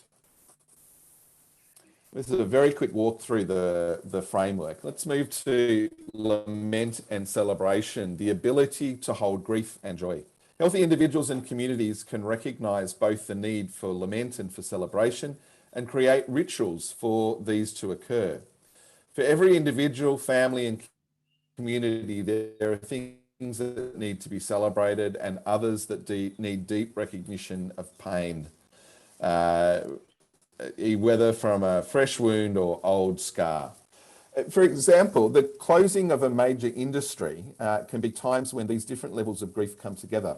And so an individual loses a job, a family loses a source of income, and a community loses these things along with a sense of identity. The question is, how are each of these grief points acknowledged, recognised, and held? On the other side, and equally important, is celebration, an equally powerful community activity. For example, an event such as a community-wide festival gives the chance for people to come together, meet old and new friends, in the atmosphere of a big family picnic involving games, entertainment, and food. Celebration, of course, is as equally important on an individual or family level. For example, the acknowledging of birthdays and achievements. This leads to positive self-esteem and identity. As an element of flourishing, lament and celebration aid to the enacting of sustainability by recognising worth and potentially creating community coherence. And then something incredibly important for us as academics and practitioners from cultural and spiritual perspective, a growing sense of spirituality or meaning. And this denotes a connection to something outside of oneself, whether it's meaning like working towards the common good or faith in a spiritual being. It's important here to distinguish between religion and spirituality, where religion is a formal system of spirituality with doctrines and rituals, and rights, and spirituality recognizes there is a dimension of life outside of but connected to the physical and the emotional. And so the connecting points to sustainability. With this framework in mind, concepts like shalom can be used to bridge our religious and cultural understandings and the contemporary vernacular around cities, an example of which is the language of sustainability. As many will know, sustainability has been incredibly difficult to define and has morphed over the years in a range of directions. In 2016, the EPA ventured this definition. Sustainability is everything that we need for our survival and well-being, and actually depends either directly or indirectly on our natural environment. To pursue sustainability is to create and maintain the conditions under which humans and nature can exist in productive harmony to support present and future generations. And then in a similar way, back in 2005, the Millennium Ecosystem Assessment Project saw the well-being of human culture and nature being intertwined, but no definitive definition was given. And in the context of cities, the New Urban Agenda highlights some important aspects. This is from the New Urban Agenda.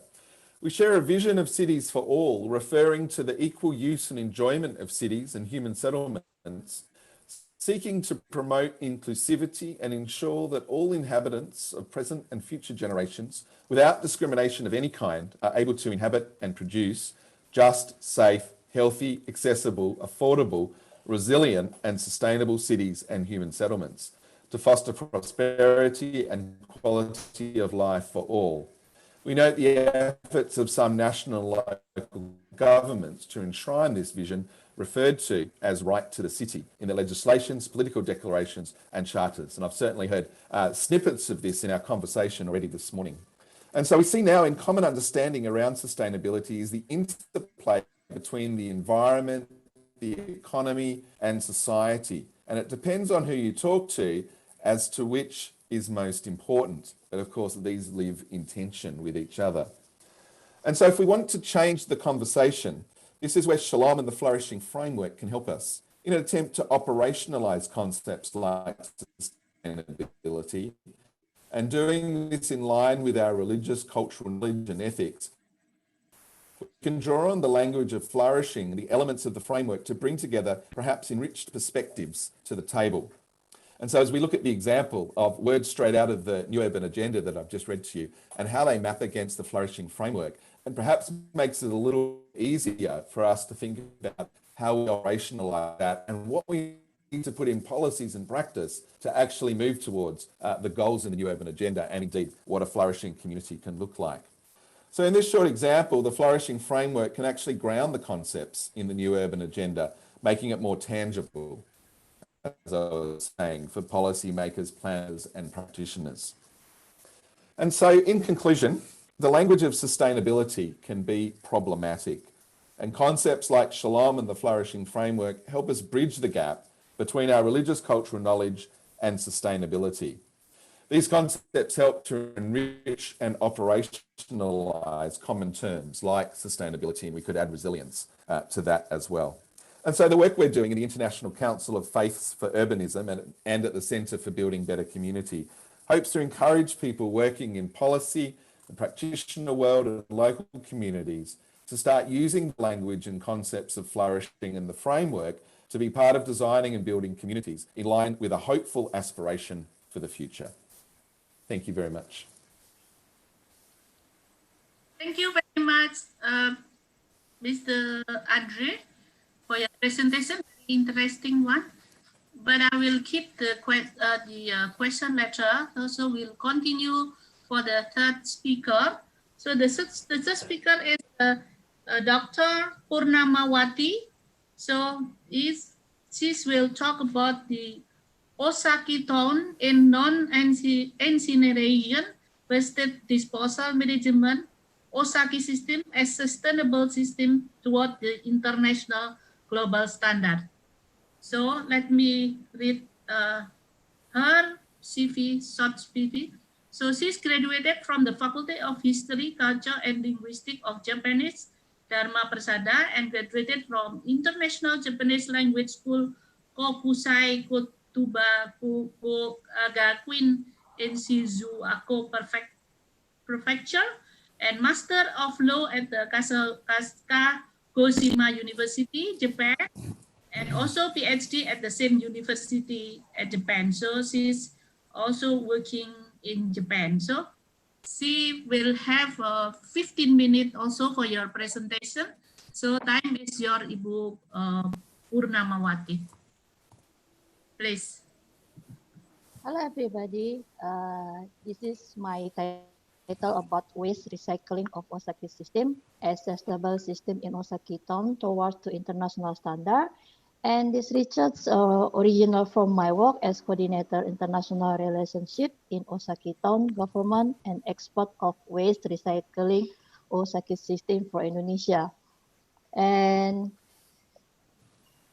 this is a place of Osaki town. Osaki town is Kagoshima Prefecture, Japan. Osaki town is rich natural environment. You can see in this picture, in this slide. And Osaki towns depend from natural environment for development, agriculture, farm, livestock, product, and welfare people in Osaki town. This is a famous product from Osaki town in all Japan. For waste recycle Osaki system, we must sorting separate waste from house, office, other place for resource recycling.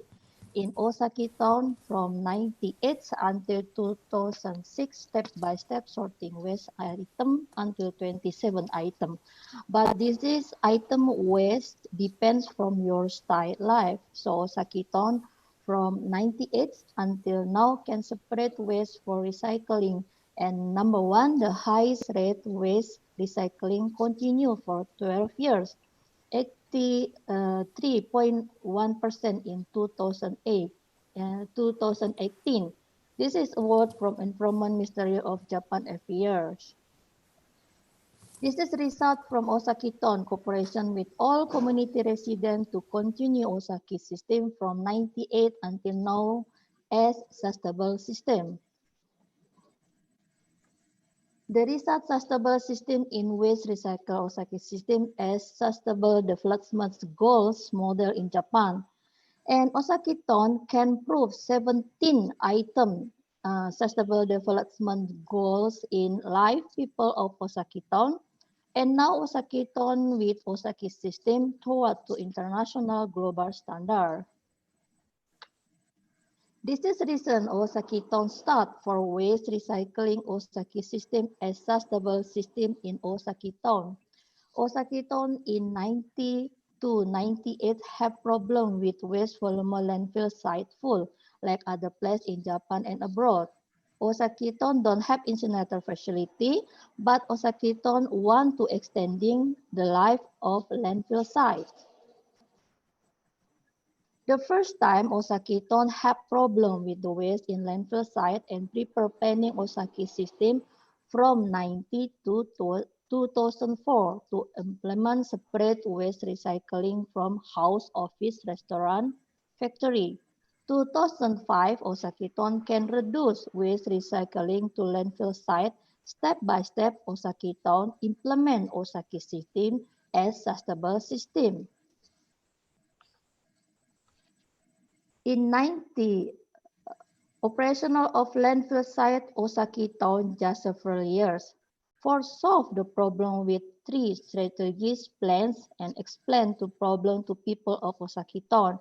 The result of plan is they are decided to extend life of existing landfill site. But this plan is not simple plan, so Osaki town and residents must work together to make this plan work. Cooperation between governments, community residents, companies to implement Osaki system. Osaki town success for reduce waste to entering landfill site with sorting separate waste recycle system. This cooperation is very important to make Osaki system can continue until now. Osaki town have policy from entry until exit waste recycling management. So after separate waste must process in recycle center and process again to factory recycle for new use product.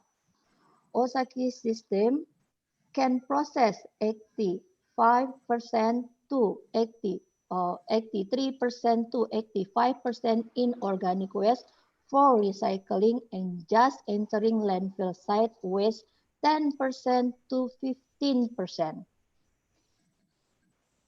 Process for food waste recycle Osaki system for process composting with the grass leaf in organic composting facility in Osaki town.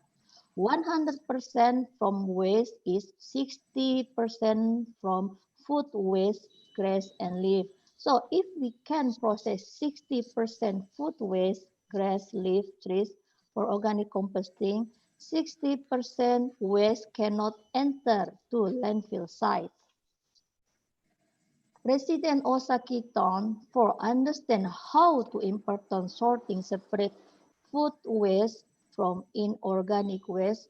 Osaki town make Konola flower eco project with using organic compost from composting facility in Osaki town. You can see in this slide. All food recycling, all food waste to be Konola flower composting. After separate food waste, residents can easily sorting separate inorganic waste from house station to station waste in community area until processed in recycle center facility Osaki town.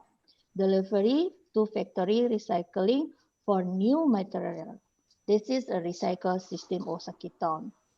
And this is a pamphlet, 27 items sorting waste with the picture. Rule day for take out separate waste to station. Time for collect in waste station its community. Osaki town is sharing free this pamphlet to every resident. This pamphlet Osaki system is continued for 2006 until now. The system not changing. This advance from Osaki system. Blue is landfill waste volume, orange is recycle waste volume. Osaki town reduce 85% waste for recycling. You can see in this slide and this table.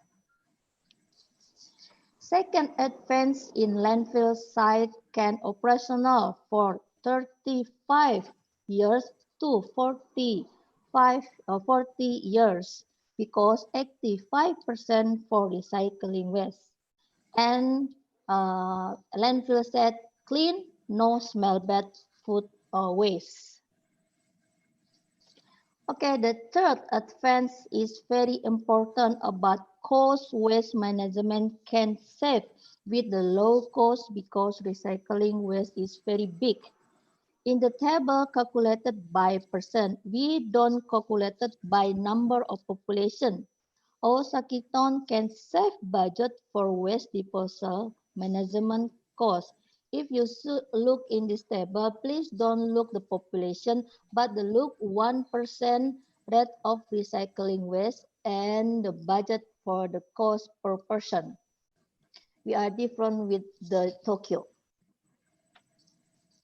Our fourth advance is profit from selling recycling waste. All profit return to community resident for welfare community resident and cost operational waste recycling management Osaki system. That's the way Osaki system can continue until now. The fifth advance is greater employee number and workplace for sorting separate waste recycle Osaki system. That's the way Osaki system still continue because the employee number and place work increase day by day and every years. That is Osaki town now toward the international global standard after get awards sustainable development goal from Japan government. Osaki town with the Osaki system make cooperation relationship with the other country including Indonesia, to implement waste recycle Osaki system.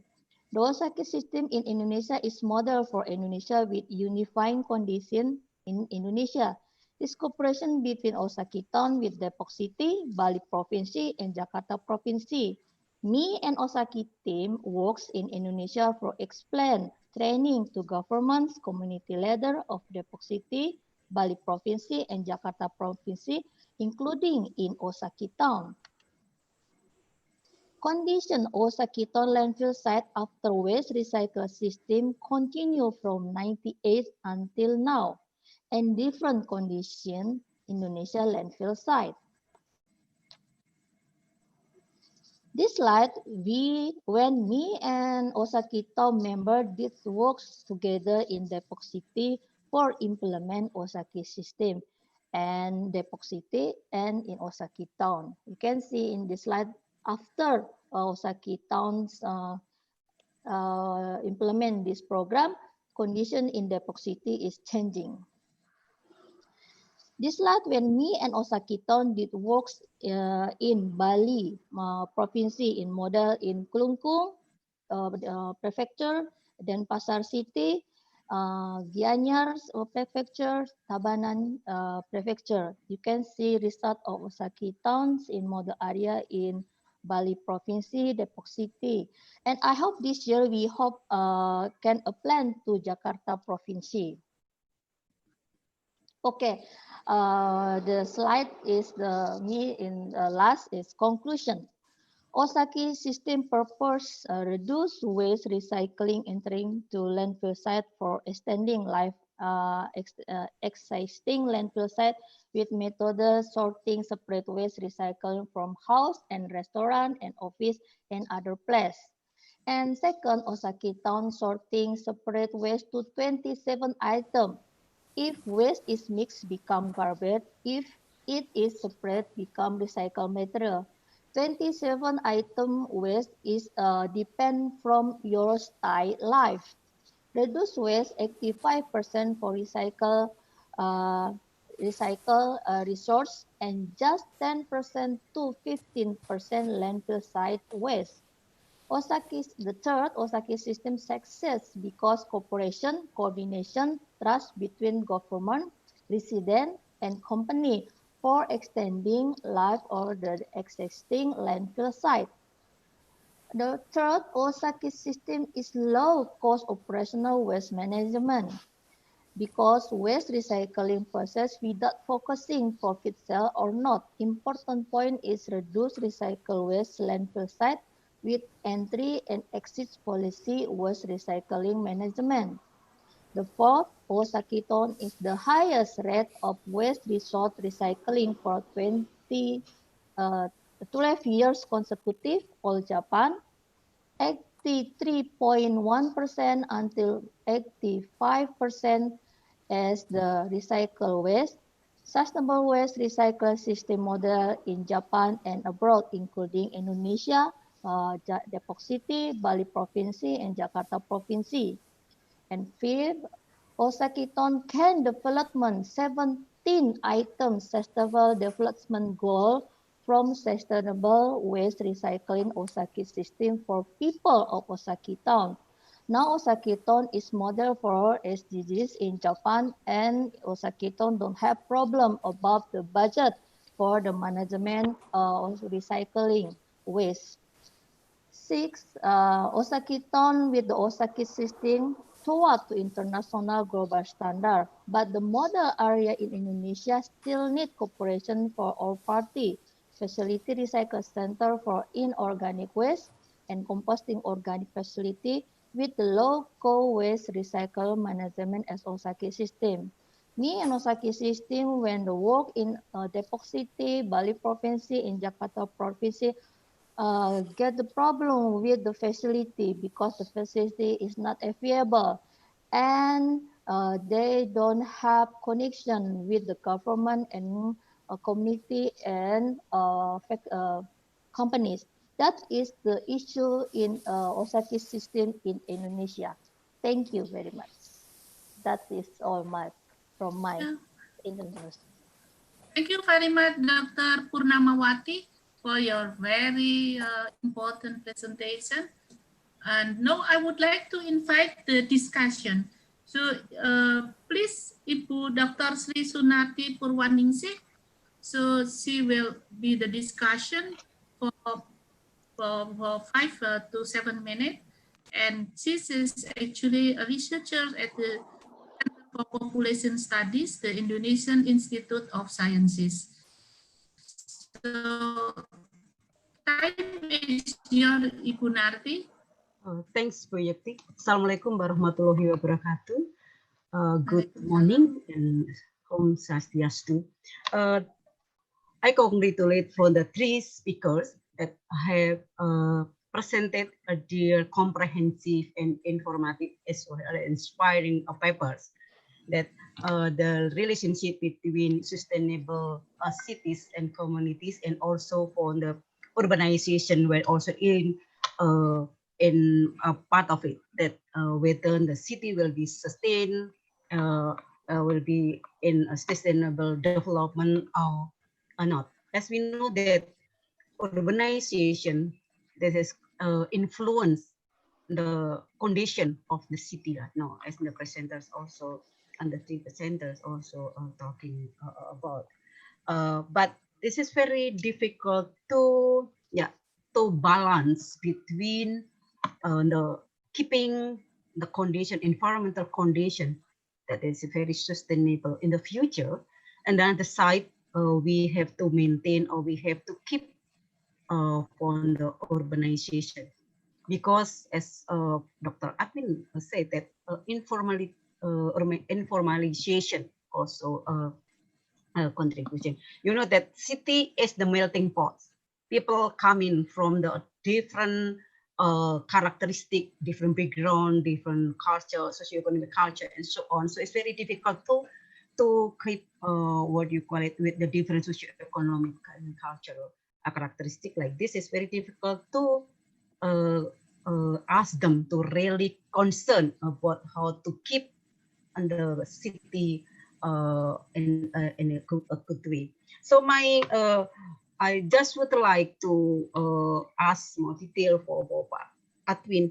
How about the participation of the local people? So because to keep the maintain, because people are there, especially in Bali, for example, they have to balance between their socio-economic and cultural even or need, and also another one with the what do you call it, with the intervention of tourism, and also for economic for increasing the economic income, for example. So this sometimes is very difficult to balance it. So how to get the people participated in any what do you call it, any decision made by the policymaker there, and also keeping the city as ever green and sustained for the future. We also have because we have to keep the space. However, since the people coming in from the rural area and occupy a lot of spaces in the city, this also is not really easy to manage. So I just want to know what the what do you call it, the local government role in that place, and also about the local leader voice about how to maintain, how to keep their space, their environment still healthy, greeny, and so on. Because we know that there are also mangrove, for example, in Bali. So if we can preserve that, it also can be in the destination of the people there, for the tourist destination, at least for the local people, as well as to preserve the environment. So this is the question about it. And also for Mr. Emery, this is how can I spell your name? I am Maren. So it's very it's very good that we can combine, we can live in full life with the shalom and sustainability.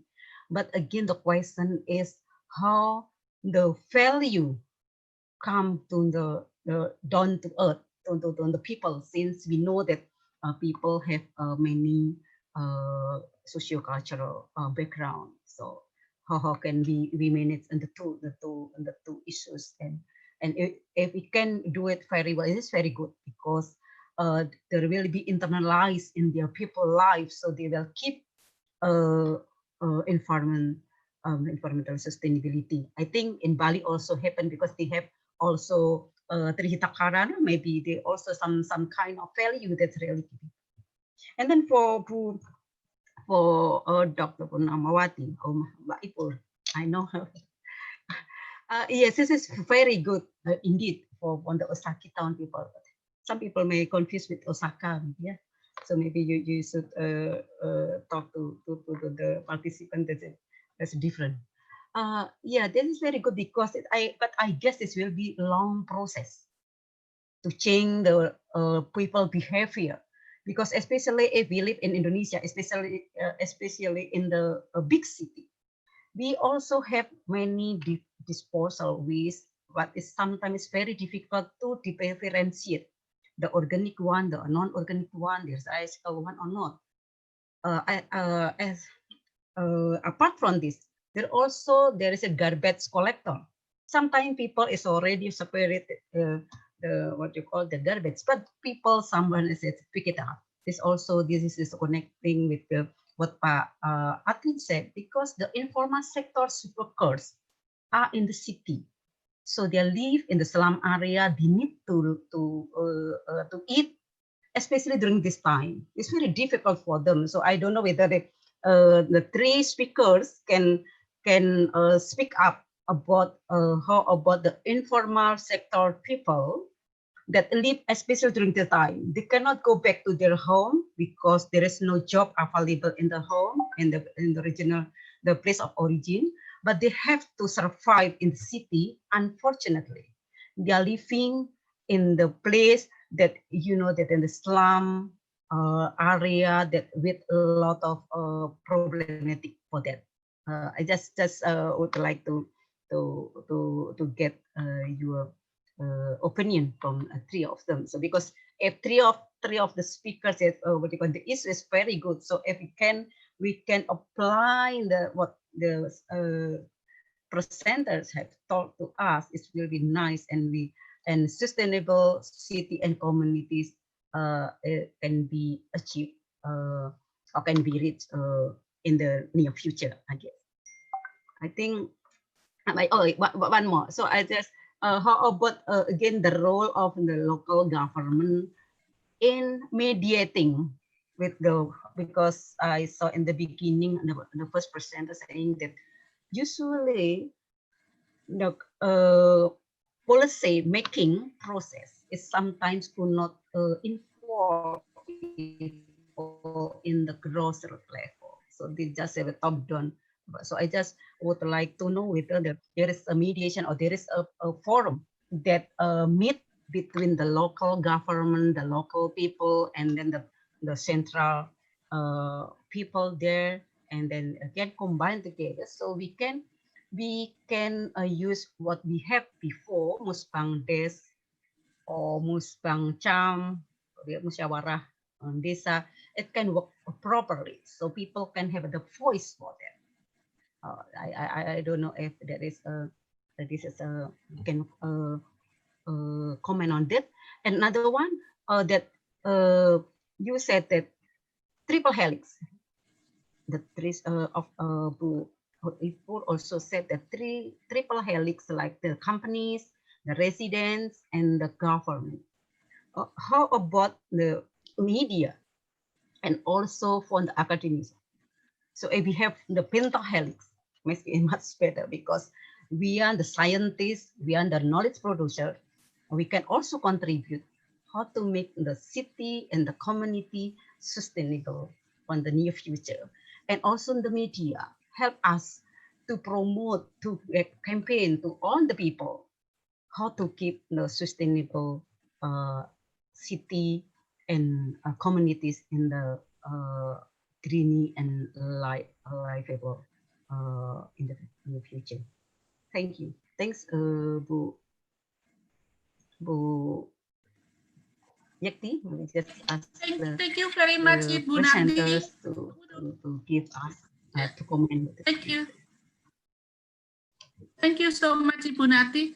I would like to invite the three speakers to respond, but just 1 minute, because then we still have the open for discussion. So just each 1 minute. So first is Dr. Asvin, and then Mr. Andre, and also Ibu Purnamawati. So just 1 minute. Thank you. Okay, thank you, Bu Yeti. Thank you, Bu Sri Sunarti, for the question. Yes, exactly that you are right. Indonesia is one of the developing countries cannot deny about the informal sector, cannot deny about informalizations. Yeah, we cannot reject for that. Yeah, informal sector is one of activities in our cities. Yeah, we try to hide them, we try to put out them, but it still exists. And I think it's my idea how to put them is part of the city. How to put the informal sector is part of our activities, is part of the people in the city. Yeah. That's why the planning have to consider. It's not only this the master planning, special planning, even the detailed planning is how to put them in to arrange them to be in the city. It's not to make crowded, not to be traffic congestion, but it's live in there in a good way in order to form, to shape the morphology cities better. Yeah. Of course, this kind of things needs to involve all stakeholders to discuss the solutions, not to hide that, not to put out that. And the second about the mediating, yeah, we already changed the tense from the top button and then button to the top. But again, that we are fail into understandings about the discussion, about the meetings. Is what happens when involve the people, when involve the local people, and the question always coming: do they participate the right person or not? Yeah. Do we have voice? Yeah. When they have voice, do government put the voice into the program? Yeah. Sometimes it's failing. All the voice input the program, but then the program just the program. Yeah. The strategy is just the strategy. The solution just solutions, never implementation. That's why sometimes make the local people, the people are not trust anymore. They're just waiting. Anyway, we hope that is changing, but in fact it's changing to be better. Only the problem is slowly. That this is the role of all stakeholders to be commit, to be strengthful in order to make cities better in the future. Thank you, Dr. Aswin. Thank you. Thank you. So please, Mr. Andre. Thank you. Just to the point. Yeah, thank you, Yakti. As I understood the questions, it was around how the framework relates to other faiths, then thinking quickly about informal settlements and as well the role of local government. So in terms of the framework relating to other faiths, to me, what we've seemed to have hit on here in the Flourishing Framework is some broad principles that seem to relate to humanity more generally. Now, I'm happy to always have conversation around that, and we're always looking for places to contextualize. But in the places where we've tested this, and this has been in places like the Philippines and in different countries in Africa and Australia, the UK, the US, it seems to have a lot of resonance, and there seems to be a lot of relating sort of across cultures and across understandings and that sort of thing. And then we can drill down in each of those elements and contextualize it to what it means on the ground, for people.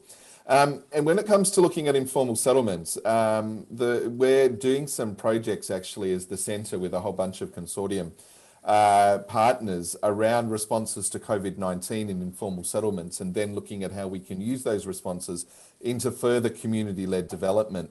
Now, one of the things that we firmly believe is that the informal settlements themselves actually have the resources to make significant contribution both to their own well-being and, as Akman was saying, to the well-being of the city as well. And so there are these possibilities to integrate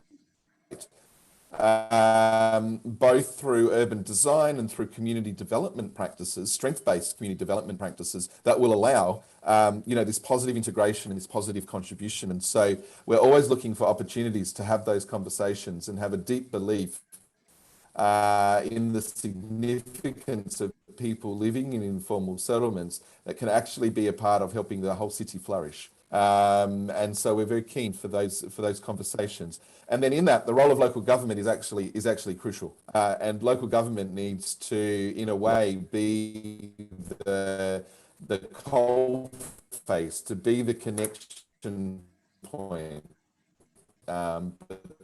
between communities in the broad city, the federal governments as well. So I think we want to see the framework, or I'd like to see the framework being taken up at these different layers, both at the local grassroots in the state government and further afield in policy and planning. Thank you. Thank you, Anjali. Ibu Purnamawati, please. Very short book because the time is very limited. Thank you. Okay, I know about the problem in Indonesia, and that's why Osaki team governments training and get a practice in the governments community and leader in community about the system about the connection with the community, governments, companies, media, and academic.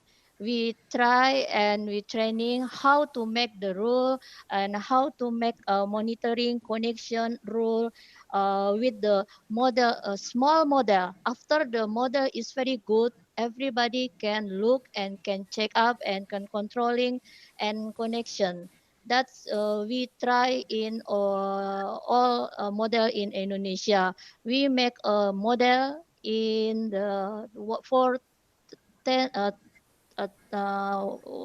many community. So that is connection is very important because whatever rule government's policy, if we don't have connection with the company, community, resident, we cannot prove the implement the policy inside in government. That's the way Osaki Town give training, support, technology in Indonesia. That's the way. Thank you, Dr. Purnamawati. So I would like to invite the, actually, I saw it in the chat room, but the problem is I cannot read it now. Some is disappeared, but I know that Ibu Henny Warsila and Pak Rai is the one who proposed question. So please unmute Ibu Henny Warsila. So Ibu Henny Warsila, you can ask your question, and later Pak Rai, you also can please unmute Pak Rai and Ibu Henny Warsila. Please, Ibu Henny Warsila. Please unmute Ibu Henny Warsila, Putri. Yeah. Please, Okay. Ibu Henny Warsila, ask your question. Yeah, it's okay. Thank you, Mbak Yeki. This question for Dr. Apin. In the transformation of the city, it is important the strategy politik for between resident kampung and the head of cities, because the strategy politik is very important. Not cultural and social participation, but politik participation from the urban kampung is very important. Thank you. Thank you, Pak Aswin. Later you answer. I'll ask to Pak Rai first. Please, Pak Imade Rai, you can ask your question.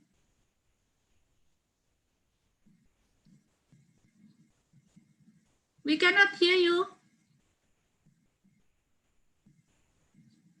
Hello, Pak Rai. Pak Rai, we cannot hear you.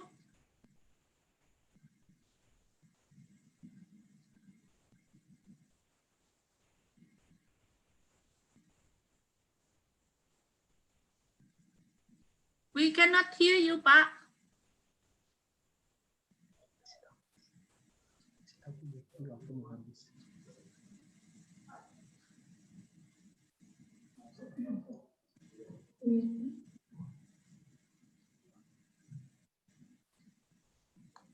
The time is. I'm sorry, I cannot hear you. The time is up. Yes. Sorry. Oh, okay. So time also is up. So do you have time for Pak Aswin to answer the question or not? If not, it's okay, Pak, because I can see it in the chat that you also answer directly through the chat. So okay, so time is up. So we have to give a big applause to the speaker and the discussion. To Pak Agung, no, Pak Agung cannot come. So to Dr. Aswin, Pak Andre, and also Ibu Purnamawati and Ibu Narti. So please give a big applause to them, and thank you very much for the very interesting presentation. So now I'll give the time to Putri. Thank you all. Keep safe. Thank you, Ms. Yeti, Ms. Marty, and all of the speakers. We are moving to the sixth agenda, is plenary session 2, that will be moderated by Mr. Untitled from Hindu University of Indonesia, and the discussion will be led by Mr. Diki Sofian from BERDIRI University. For Mr. Untitled and Mr. Diki Sofian, the time is yours. Okay, thank you. I can learn to understand you much better if I can get familiar with the way you talk. I need your permission to... Thank you, Putri, for the times, and I would like to start our second plenary session. So I would like to invite Satyandu, PhD, Grace Robert Baines, and the last one is Dr. Iwayan Muker. I would like to introduce three of our outstanding speakers. The first one is Satyandu, who will talk about spiritual response to COVID-19 for social response, for a social perspective. So, Satyandu PhD is a junior associate professor at Graduate School of Education, Kyoto University, Japan. She received her Master of Science in Social Work in 2005 and PhD in Social Work from the University of Texas at Arlington in the United States. Prior to joining Kyoto University in 2018, she was Director of the Division of Global Education at NARA Institute of Science and Technology, NAS, in Japan from 2015 to 2018. Before NAS, she was Assistant Professor at Widener University Center for Social Work Education in the United States from 2011 to 2015. At Widener, she taught research-related courses and effective courses on immigrant and refugee issues.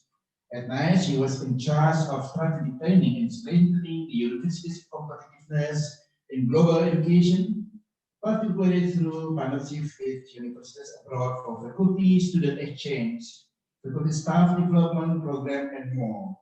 Her research focus has been on immigrant well-being as well as internationalization of professional education from perspective of diversity.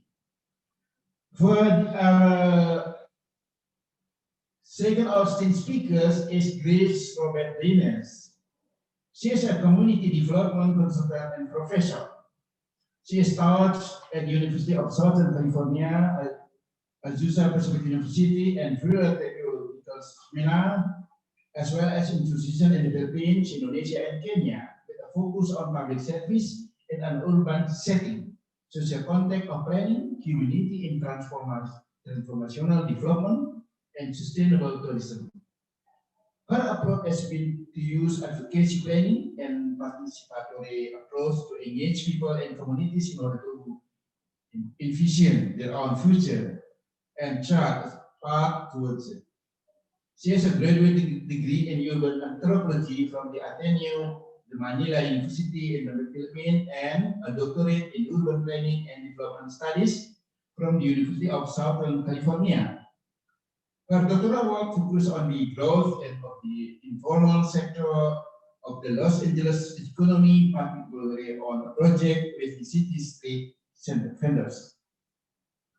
Grace has had many years of experience working in the non-profit sector in developing nations and inner cities within the United States. For 8 years, she lived in Manila, Philippines, where she lived among urban squatters, human, in order to better understand how they cope with life in the margin. For the past 20 years, she has been engaged in participatory action research and development in Kenya, Ethiopia, Tanzania, Djibouti, Argentina, Mexico, and the Philippines. It has been through these international and local experiences, and she has gained a deeper understanding of work.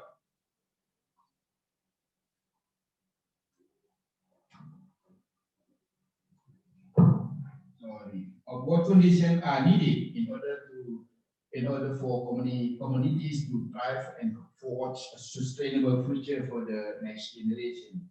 And the last one is Dr. JIWANYA,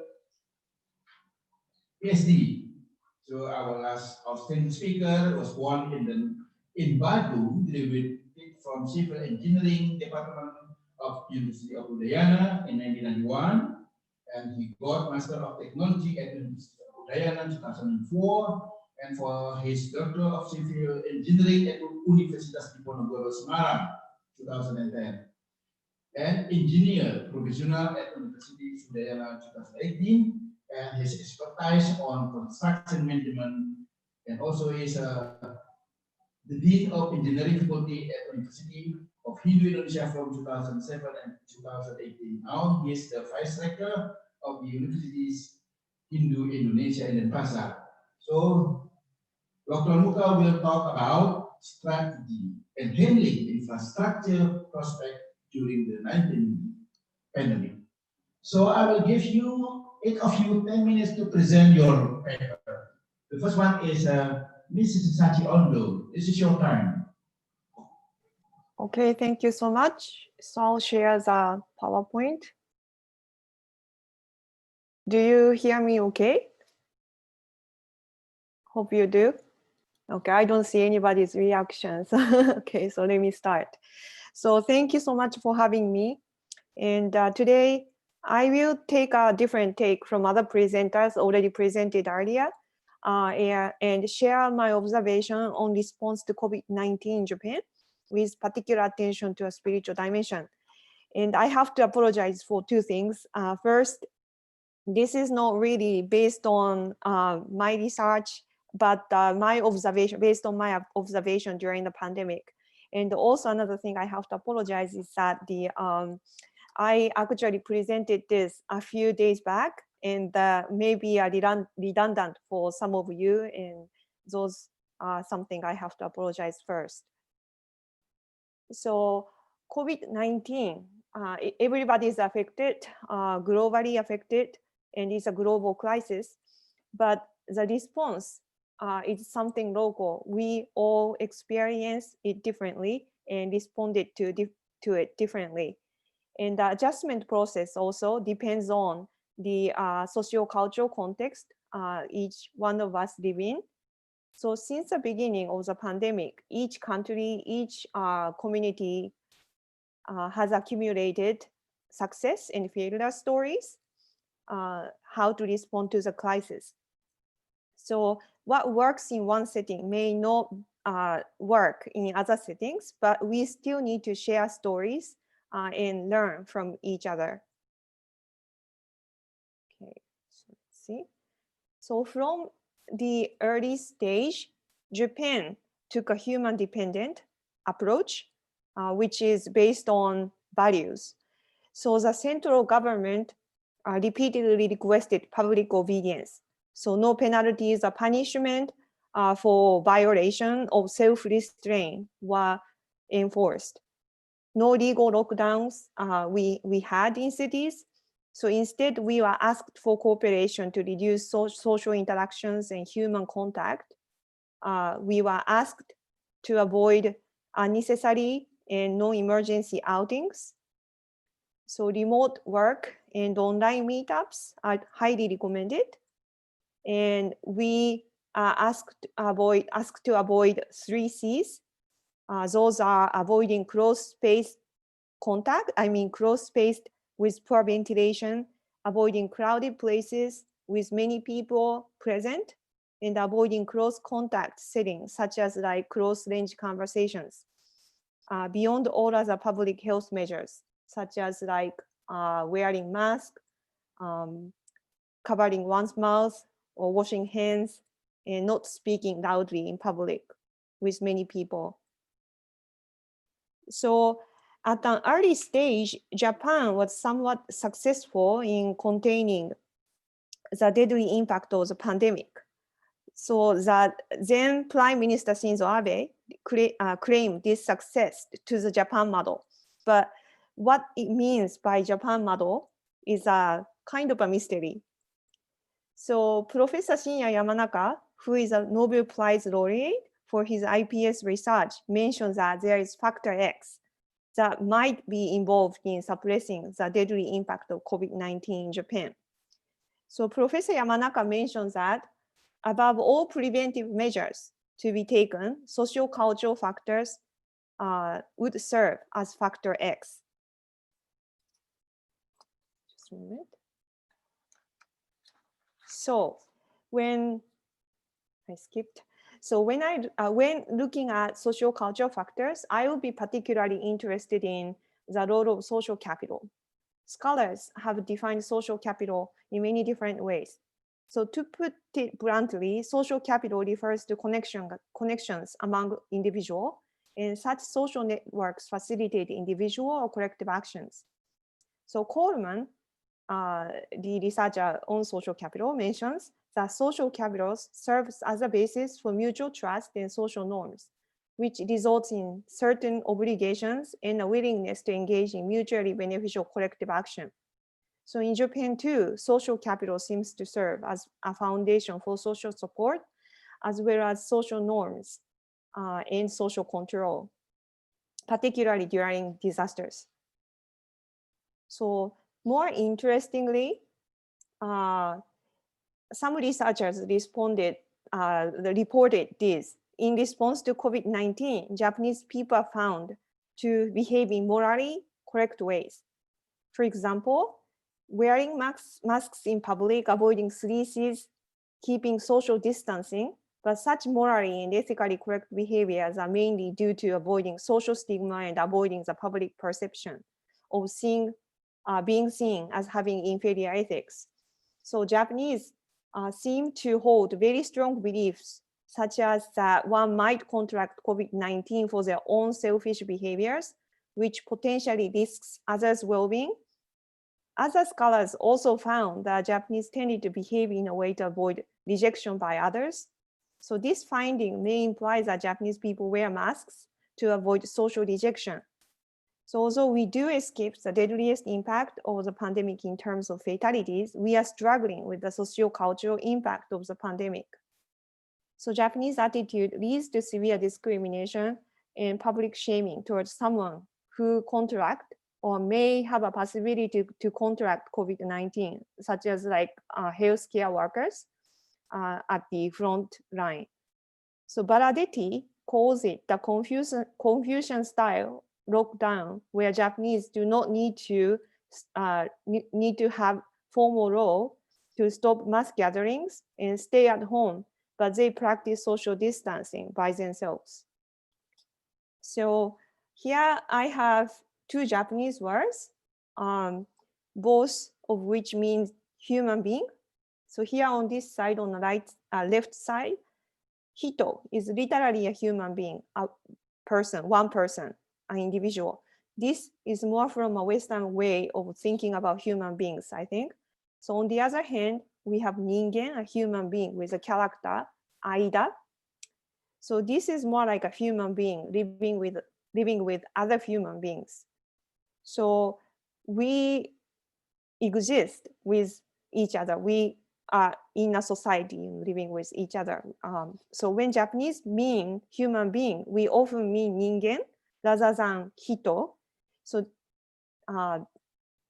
this character Ida here, Ida, is very important because in this Ida, we value human relationships among people. Human beings does not stand alone, but we exist in human relationships. And we can exist by sharing spaces, resources, and also social programs as well. That's how we connect to each other and work toward social programs. So I think such existential differences are very important when it comes to understanding a social cultural context behind the COVID-19 response in Japan. This is what I would like to focus more on. So let's see. Sorry. So it has been reported that Japan is one of the most secular or least religious countries in the world. However, as KEBANGSAANKU, I think, just a moment, KEBANGSAANKU and John point out, the number does not accurately represent Japanese religiosity. So religious traditions in Japan are very unique. For example, many people are classified as adherent of more than one tradition. In a so-called secular country, we have many registered religious organizations in the institutions exist.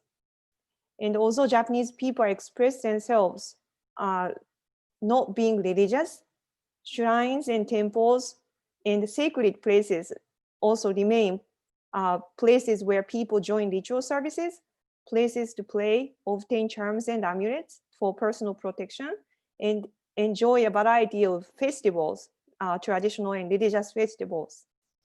So Japanese religion has syncretic and pluralistic nature, where people do not necessarily identify themselves as religious, or they said that they practice or believe based on particular religions, but they are those activities are embodied in their daily life, part of their daily life. So amid the pandemic, religious organizations were forced to stop activities that involve mass gatherings due to social distancing. So many churches, mosques in Tokyo area suspended their ceremonies. Shinto shrines nationwide cancel their important festivals, and Buddhist temples also close their gates. But they remain spiritual solace for people. So what they did was to be a little more creative. I have some examples. So Todaiji temples in Nara, some of you probably know Todaiji, and better known as Deer Park, with lots of deer around the temple. So Todaiji decided to broadcast their services nationwide, religious services nationwide, using SNS. So they also asked for other religious organizations, no matter what their religious beliefs are, teachings are, to get together and pray together for the early termination of the coronavirus. So also the Great Buddha here was broadcasted for 24 hours so that people can visit online and also pray for protection or for other benefits. So although the temple was closed on site, the Great Buddha was available online to see and play. Also, Buddhist temples nationwide also utilize SNS, social networking sites, to be connected with people.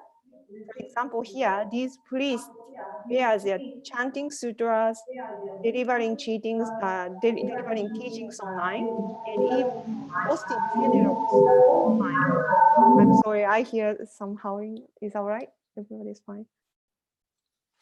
So now, also I want to point out spiritual care workers. So spiritual care workers, or Rinshou Shukyoshi in Japanese, literally means clinical religious professionals, which is the Japanese analog of interfaith chaplains. So the professionals become active after the 2011 Great East Japan earthquakes and tsunami. So now Tohoku University has courses to nurture Rinsho Shukyoshi. So what they do basically is to provide spiritual care, not only in disaster-stricken areas, but in a wide range of public spaces like hospitals and retirement homes. So Rinsho Shukyoshi is very unique because they can care the dead as well as the alive. So here, I'm sorry, I have news clips available only in Japanese, but what they say is that Rinsho Shukyoshi find their mission to support medical providers and welfare workers, such as doctors, nurses, and others who work in hospital settings, who face day-to-day crisis and tragedy during the pandemic. So Rinsho Shukyoshi opens website with spiritual information, and also decided to provide online counseling to support medical providers. So more circles of support are formed. For example, a Buddhist monk in Nara started this activity called Otera Oyatsu Club, which was actually started in 2014. But currently, more than 1,500 temples and about 500 organizations nationwide join to support. So what they do is that various offerings are brought to temples from their worshippers, but the temples cannot consume them all. So temples hand these offerings, osonae, to children in poverty. So during this pandemic, particularly this month, September alone, Sorry, to inform you that you have still 2 minutes. 3 minutes? Okay. So 10,000 children receive the care packages from the temple. So this is one example that serves as a safety net for the people in desperate needs during the pandemic. So I want to show you another example. So this is the another activity by the Buddhist monk called Hitosaji no Kai. Literally means a group that try to offer one scoop of support or hope.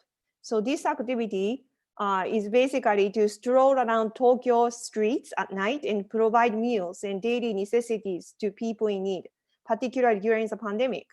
All these activities face difficulty due to social distancing, but they provided masks and hygiene products to people who lived on the street.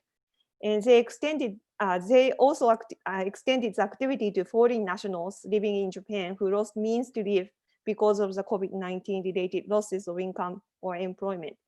So you see from this example that how religious institutions and organizations provide care to the public who are not necessarily affiliated with particular religious groups. So such care is often interfaith and beyond faith. So I actually wanted to show more, but I'll skip some of those. So I wanna go to the conclusion. So in my conclusion, after showing various examples in consideration of the conference theme, especially in Japan, spiritual dimensions are critical in understanding resilience of people amidst the pandemic. So although Japan is known as one of the most secular countries in the world, Japanese people seem to hold beliefs that are spiritually supported, that are not necessarily by organized religion. So religious organizations continue to offer both spiritual and instrumental support, and such support is often interfaith and beyond faith. People are willing to benefit from the support, especially during the pandemic. So people receive spiritual support in person as well as online. So COVID-19 changed the whole dynamics. So COVID-19 reveals how vulnerable we are, but we have resilience to stay up, and spiritual support plays a critical role. So hopefully my presentation gives some insight into understanding how spirituality plays a critical role in a different socio-cultural context, and how spirituality may influence how we connect to each other and our living environment. So thank you so much.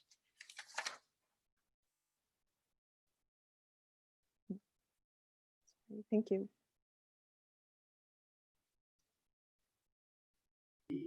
And we now jump to the Professor Grace Venus. So she will talk about crisis and hope among the urban poor, the region response to COVID-19. Please, it's your time, please. Thank you so much. I appreciate the privilege and honor to be with you today. And I think I heard I have less time than I actually thought, so I'm going to try to hurry and get through this. I'm really going to look at crisis and hope in our cities, because I think that we're desperately in need of looking at something more than just the crisis. I want to begin my paper with a direct quote from the United Nations policy brief on COVID-19. The remarkable growth of cities in recent decades has intensified a number of humanity's most pressing challenges. It has also presented many of our greatest opportunities to protect people, prosperity, and planet. COVID-19 has laid bare and indeed heightened both these challenges and these opportunities. In this paper, I will attempt to look at these challenges and opportunities through the lens of religion, faith, and spirituality. You know, in the city and county where I live, almost 35% of the, almost 35% of the population is migrants, and we're the second largest city of Korea. Did you know that, outside of Seoul? And we have a large number of Cambodians, 20,000 Cambodians. And also there's Little Saigon and historic Filipino town. And we have so many people from Iran that we're also sometimes called Erangelos. Our cities are places of destination to those leaving their countries for economic, war, climate, or other adventures, and they dream of a better life for themselves. But not only do our cities provide those opportunities, but they also provide many options for religious engagement, a diversity of past, spiritual, and mystical presence. And in my research, I have found 4 major ways in which, I don't know why it's not advancing. Sorry. There we go. I'm sorry. 4 major ways in which religion and its practice have been relevant to the women that I have worked with and interviewed with. 1, it's a source of community. 1, it supplies its needs, supports in times of trouble, and prayer as a way to cope. Let's look at number 1. Religion addresses the problem of loneliness by providing entry to a familiar community with familiar beliefs and practices that give structure and meaning to life, all elements of stability that are especially important in this new environment. The temple is a place for community with fellow immigrants and with those who come from the same tradition. It is a place where one can speak one's native language, eat native food, and not insignificantly find a husband or wife who shares the same cultural background. This is a picture of the Wat Thai temple that actually established a Thai cultural center right next to the temple, so that Cambodian women send their young sons to this Kamara Budi Karam in Long Beach. And they want that priest to mentor them because they want them to learn about Cambodian culture and resist joining gangs in Los Angeles. Religion, therefore, welcomes the stranger and provides a community that helps replace the one left behind and enables new generations to connect with the past of their parents. Secondly, it supplies needs. Religion, people come to the temples because they can get help in all kinds of areas, needs for their children, food, health, or especially education. Very often, the church does have food and clothing in thrift stores. In other ways, they provide. In this case, it's the masjid in Philadelphia that's offering halal grab-and-go lunches and delivers fresh produce to the families in need. Whatever their needs, people know that they ultimately can count on their faith and their religious community to help them get through rough times. Thirdly, support in times of trouble. Religious leaders often blur the line between counselors and spiritual mentors, even when they refer their flocks to specialists. For example, when we visited the Kamara Budi Karam I just mentioned in Cambodia, there were several hundred people gathered there to pay homage to their departed relatives. But as the Reverend Kongchen Brun slips a paper for the deceased, people were talking about their stories. And there was one young woman in the group who as a child had walked through the killing fields over dead bodies as she and her family made their escape. And these priests become the way in which they can talk about what has happened to them, how they have witnessed the torture of their husbands or the rape of their daughters, the destructions of their villages. The women turn to Reverend Chun for help in this time of trouble and to pray and help their young boys not go into gangs. And number 4, as a way to cope, personal prayers are at the core of many migrants' faith. Prayer often serves as a way to cope with the struggles they face, whether it be praying for their kids who are engaged in violent gang activity or for safety and protection in the insecure slum and squatter settlements where they live.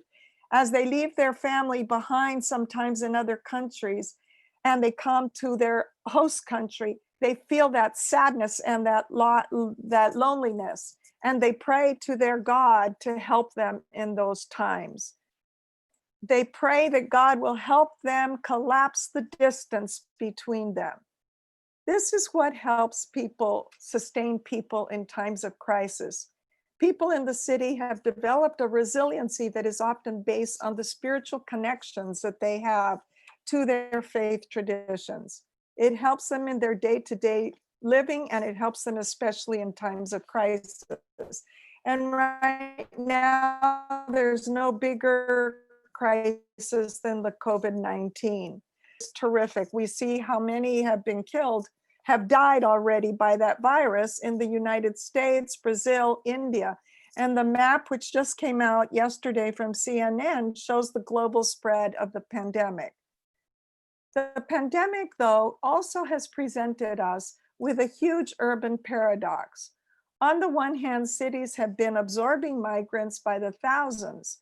And now suddenly millions of these migrants, people who have been working as day laborers or in the formal and informal economy, are deurbanizing rapidly and relocating to their villages and family homes, putting pressure on limited land and increasing the potential of conflict.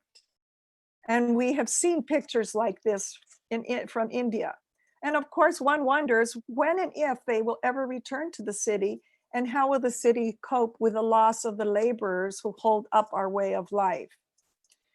UN Habitat challenges the world to emerge stronger from this crisis and move closer to the Sustainable Development Goals.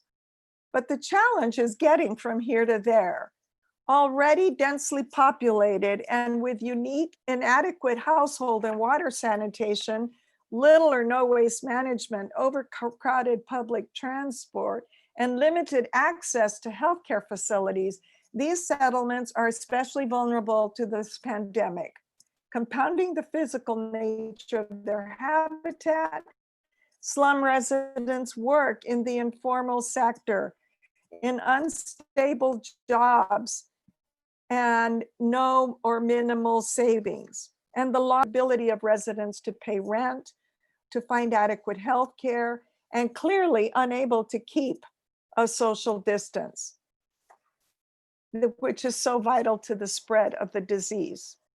The impact of government policies also are disproportionately affecting the poor, making the inequities in our cities even more glaring. And yet in the midst of this global crisis, another story is emerging. As stated earlier, faith communities have risen to the challenge of caring for people in the city, and similarly are now rising to care for the most vulnerable affected by this pandemic. They have been giving all kinds of things, which I won't list to save some time. In many ways, they're going outside of the boundaries of their church, mosque, or temple to care for one another. Out of the crisis, there is evolving the seeds of an ethic of care and awareness of the deeper structural issues that affect our collective well-being. the better angels of our common humanity are finding voice. And lessons are emerging that will make our communities more resilient and prepare us for future epidemics. But these lessons also serve to help us create conditions where vulnerable residents of our cities can become thriving and productive in their own way. I would like to list 5 of the salient lessons that I have learned. Number 1, know your community. One of the biggest challenges we have is that people don't know who's in our neighborhood, and there is so much lack of data. How do you develop preparedness and response plans if you don't know the number of people living in the area? The Institute for Studies in Asian Church and Culture in Manila realized this and started a plan to provide food and resources, but who were the most needy in their neighborhood? The lack of data made it imperative that they first had to go door to door to gather the information they needed. How many people were living in the house, who were the most deeply affected, and so forth. Find the community-based organizations that are already gaining expertise in data collection and join them. Churches, mosques, and temples can build up extensive data on their surrounding communities that can give a clear picture of where the greatest needs are and give leadership to organizing their members to support the community. Number 2, develop partnerships and networks. Working in isolation does not build cohesion for the kind of resiliency that is needed in times like this. The Alliance Development Trust in Sri Lanka has developed a large network of churches through the country that it was able to mobilize immediately. But they have also developed a relationship with an interfaith group of leaders who have learned to trust one another and, more importantly, are trusted in the community. This network set to work to inform their members and their neighbors about the realities of the virus and what they should do to protect themselves and their families. As a leader of the ADT said, that building these interfaith relationships requires time and should be worked on prior to any crisis. But he added, we are stronger together. Partnerships must also be developed with government offices such as the Ministry of Health or with agencies like the World Health Organization. Their lack of knowledge and understanding of the real lives of urban poor provides an opportunity for the faith-based and community organizations to be the link they need and amplify the important messages they need to hear. But faith communities need to build trust by demonstrating that they are all part of the same community and must work together to withstand these crises. Information is vital. Developing good communication tools and methods is one way to ensure that people receive the right kind of knowledge to fight against the virus. Too many rumors abound and too many myths. People need to know what the real truth is. Life in Abundance, a Christian NGO in Africa, has developed a whole series of infographics that are disseminated throughout their networks in the informal settlements.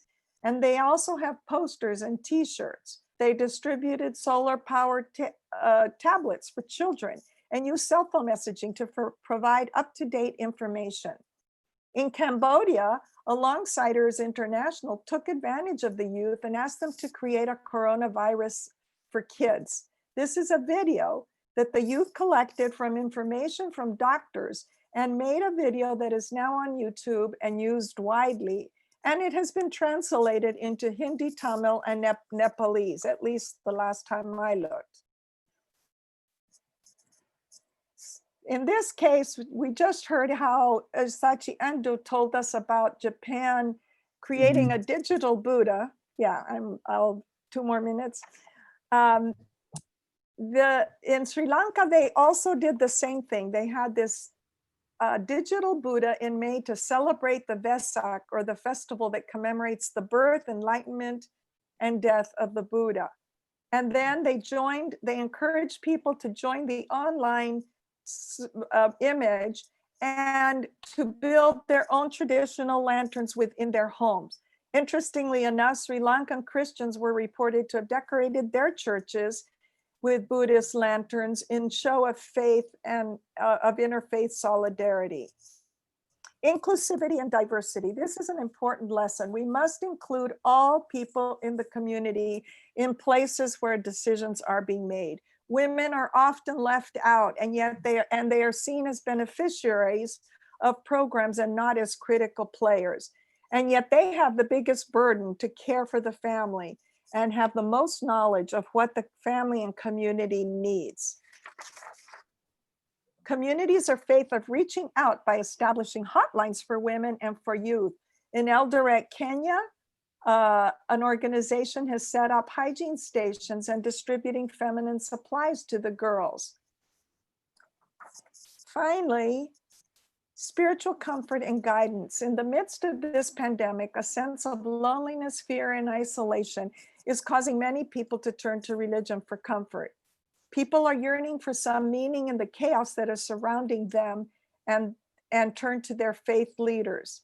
Faith-based organizations are reaching out by phone, by WhatsApp, through radio messages to let people know where they can find comfort, and particularly when loved ones get sick and die, just like we heard of the spiritual care workers that Sachi Ando talked about in Japan. The Trauma Healing Institute in Philadelphia has established a manual with a series of lessons. Many churches, such as mine, set up groups of parishioners who have been going through the rosters, calling people, writing to healthcare practitioners, and sending text messages. So these are only some of the ways that the faith community has responded. The relationships that are being built during this time must be nurtured so that they will continue to flourish long after the pandemic is over. What these all point to is the necessity of understanding that we are all together in this crisis, but in the midst of it, there is also hope that we will get through it all and even begin to chart a way forward that creates a more equitable, just, and sustainable city. Thank you very much. Terima kasih. For your important guidelines in order to be able to anticipate some problem in pandemic COVID-19. So we are jump now to the last but not least to our speaker, Dr. Wayanda, who will talk about strategy and handling infrastructure prospect during the 19 pandemic. This is your time, Pak Muka.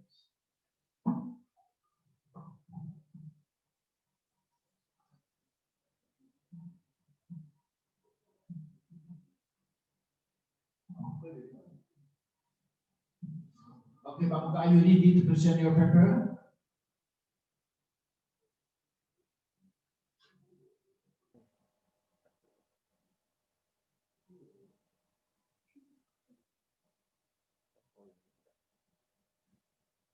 Okay. Thank you, Prof. Om Swastiastu. Assalamualaikum warahmatullahi wabarakatuh. Salam sejahtera bagi kita semua. Salam Rahayu. Good afternoon, everyone. Honorable Prof. Dr. Phil Iketut Ardana, the Chairman of the Widya Kirti Education Foundation, Prof. Damriasa, as Rector of Hindu University of Indonesia, Dr. Vicky Sopian, from Indonesia Consortium of Religious Studies, ICIIS Postgraduate School, Yekti Manuati from the Indonesian Institution of Science, LIPI Indonesia, Muhammad Indrawan from RCCC, University of Indonesia, and speaker, writer, and participant in the International Conference of Interreligious and Intercultural Studies, ICIIS, with the theme Future Cities of the World. If the speaker, Mr. Ando Sako and Brisdanes have been expressing a lot of the city reliance from the belief and social side, religion response. Please, my permission will deliver a scientific paper that is also very related to this conference, Future City of the world is strategy for handling infrastructure project during the pandemic COVID-19.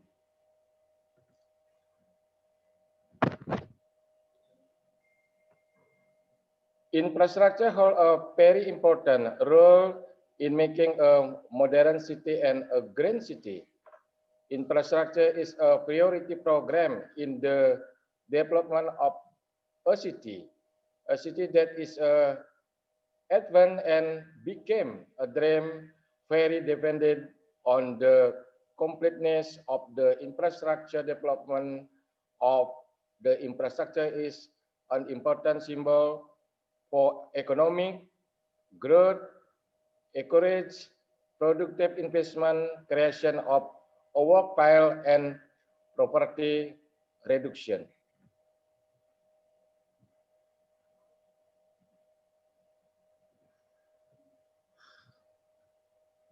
Picture of infrastructure in Indonesia, such as strategic issues of infrastructure development, competitiveness level, and infrastructure quality. Infrastructure budget, result of the impact survey of infrastructure development, competitiveness level, and infrastructure quality. Infrastructure budget, result of infrastructure impact survey, the level of competitiveness and infrastructure quality.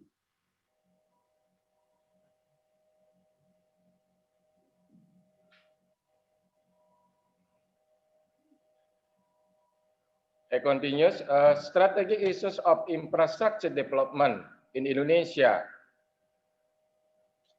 Number one, resilient to water, food, and energy availability to support and safety. Number two, strengthening national connectivity to balance maritime focus and development. Number three, urban mass transportation system. Number four, meeting basic infrastructure. And number five, improving effectiveness and efficiency in infrastructure provision. Indonesia infrastructure competitiveness level compared to other countries according to this picture. It looked at the World Economic Forum. It is global competitiveness report. Shows Indonesia's competitiveness down by ranking from 45 to 50, the reduction of this ranking is implemented from the global competitiveness index. Indonesia scoring by 0.3 point to 64.6 point, indicator that make the decrease of Indonesia happen in the health, scale, product market, manpower market, and technology information. Between Southeast Asian countries, scoring reduction only happen in Indonesia and the Philippines. The HIDUPLAH competitiveness score wins with a score of from the previous year. Not only in Southeast Asia, Singapore is also topping the world competitiveness rank. Indonesia infrastructure growth and budget as it looked in that graphic governance in exciting infrastructure budget, the proposed poster of the state revenue and expected budget of 4.9%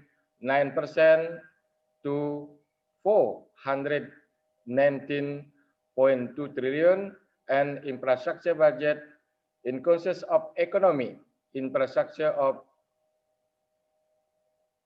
405.1 trillion, social infrastructure of 8.7 trillion, and infrastructure support of 5.3 trillion.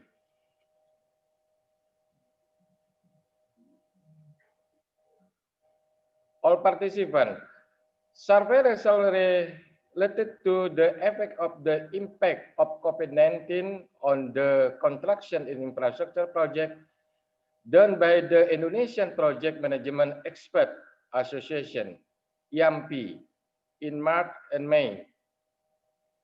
According to this graphic will be understand of the background 20% contractor,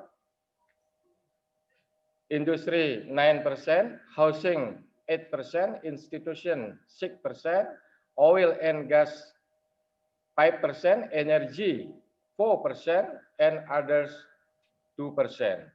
Will by type of work, contractor 54%, planning consultant 10%, supervision consultant 8%, government employees 4%, academician 1%, and earners 12%. This is based on a survey respondent with 18 respondents. Other survey results look at the following graphic. Project in the planning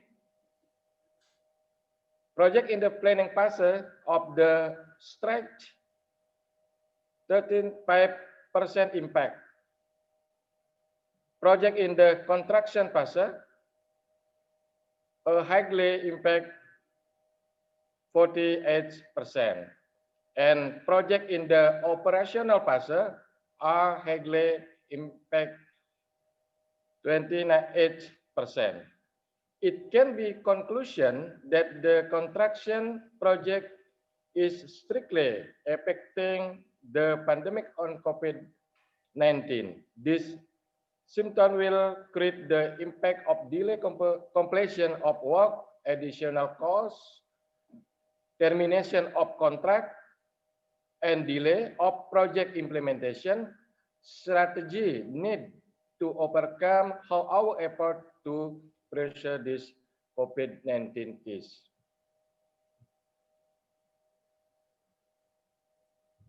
Especially for construction work for private and government, according to industries, to the Minister of Public Work and Public Housing, number 2, concerning protocol for preventing the spread of COVID-19 in construction service.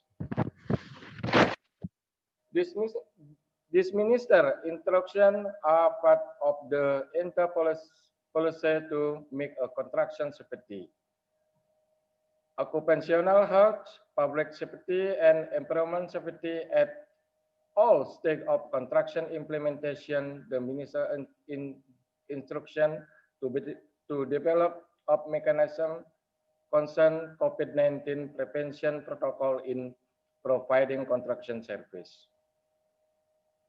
Okay, Pak Muga, you have still on the... Number 1, establishing a test satgas to prevent COVID-19 be done by user and service. Number 2, providing COVID-19 prevention facilities that are provided by construction service provider. Number 3, measure everyone temperature at a very morning, afternoon, and done by the construction service provider. Number 4, make compression to handling a severe COVID-19 with hospitality and local that do construction work service provider. Number 5, termination of work if indicate there are labor export or COVID conducted by the user and or working service provider. Number 6, doing isolation in disinfectant of office and file facilities and facilities provided by service and construction work provider. And next, the framework decision-based risk management, and by continuous case study, the implementation of health protocol of COVID-19 prevention at the UNHI project phase 1. and assessment result of the COVID-19 prevention, and conclusion, strategies in handling infrastructure COVID project in the time of COVID-19. Number one, addressing a health protocol for prevention of COVID-19 in project issues by the government and related institution. Number two, using the risk assessment process framework that is used to assess the risk category and continue to use decision-making project sustainability. And number three, risk assessment to consciously conducted to improve risk map of the project. Thus deliberate, it will be useful for all of us, the whole of the main property. That is all, and thank you. Matur suksuma. Thank you, Dr. Muka, who talked about strategy and handling infrastructure perspective. So now just come to Pak Diki Sofian, who is as a discussion for our session. It's your time, Pak Diki Sofian. Yes, thank you very much, Professor Aldana. And I'd just like to say how a great pleasure it was to be hearing the three presentations, which I thought were excellent.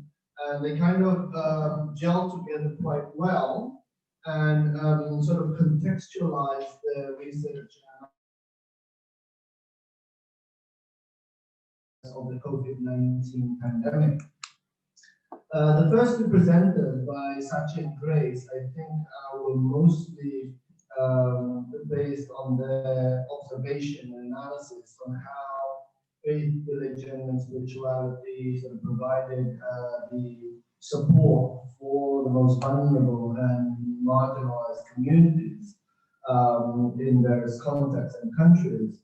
And I like sort of Sachi's approach to that in looking at the role of the Buddhist monks and the Shinto temples and so on in terms of providing the spiritual care for those who have been severely affected by the COVID-19 pandemic. And I think Grace's point also drives home the fact that, you know, in many contexts and countries and communities, we have seen that you know, there's a lot of support coming from the faith groups and you know, the churches, the mosques, and the temples who are providing the first responders, you know, to the disaster mitigation caused by this COVID-19 pandemic. And I think Professor Muka's argument is somewhat different because he's putting the COVID-19 pandemic as the independent variable and as the main cause for the negative effects of the pandemic on infrastructure development. And of course, this relates and have consequences in terms of the loss of jobs, employment, livelihood, and income for many low-cost laborers and so on. So I guess in reflecting these presentations, I was inspired by the keynote address by the minister, who talked about the cash for work projects in Indonesia and in some parts of the community to essentially mitigate this problem of the economic loss and the financial losses you know, experienced by the most vulnerable and marginalized communities you know, due to the COVID-19 pandemic.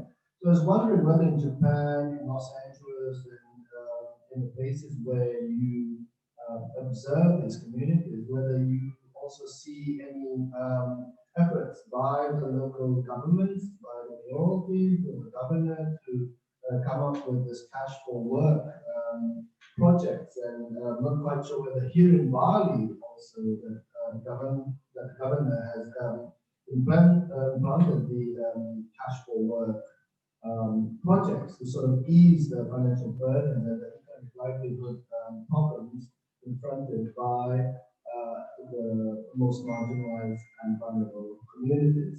So I'll just stop to that because that point, because I'd really like to listen to the question and answer between the members of the audience and the presenters. Thank you very much.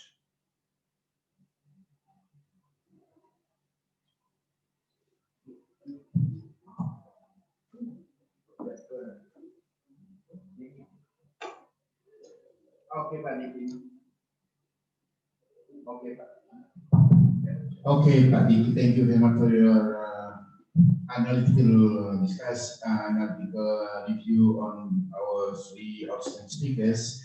And then I would like to give a chance for all of you, for our speakers, to maybe to reply.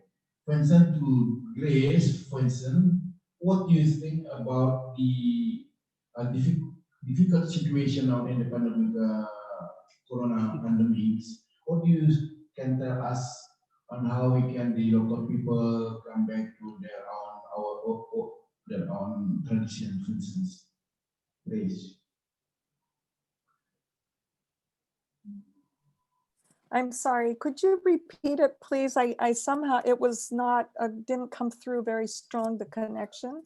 Yeah, so for instance, that Dr. Sumarti asks you what kind of maybe what kind of strategy or the way for the local people in order to be able to come back to their own tradition, even though there are so many problems in the pandemic. Thank you. Yeah, thank you for that. Thank you, Pak Diki, for that, for your actual summary of the three. I do think the three presentations did fit in quite well together. In California or in Los Angeles, there isn't any cash for work incentive, which sounds like a really good program. But, excuse me, but there is there was a dole out that was given in the early part of the pandemic where everybody in the country received $1,200 from the government. But it didn't go to people who were at the margins. It didn't go to people who were migrants, who were not legally here. So the state of California actually ended up giving them $300 from the budget of the state of California to help. But we don't have a cash for work, and it sounds like an excellent idea that actually should be implemented. Thank you for the question.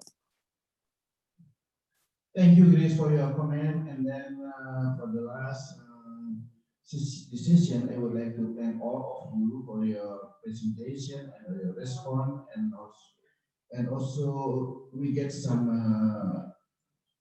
useful insight to understand in order to be able to compare our situation in Bali and also in other places in the world. So I give this time to.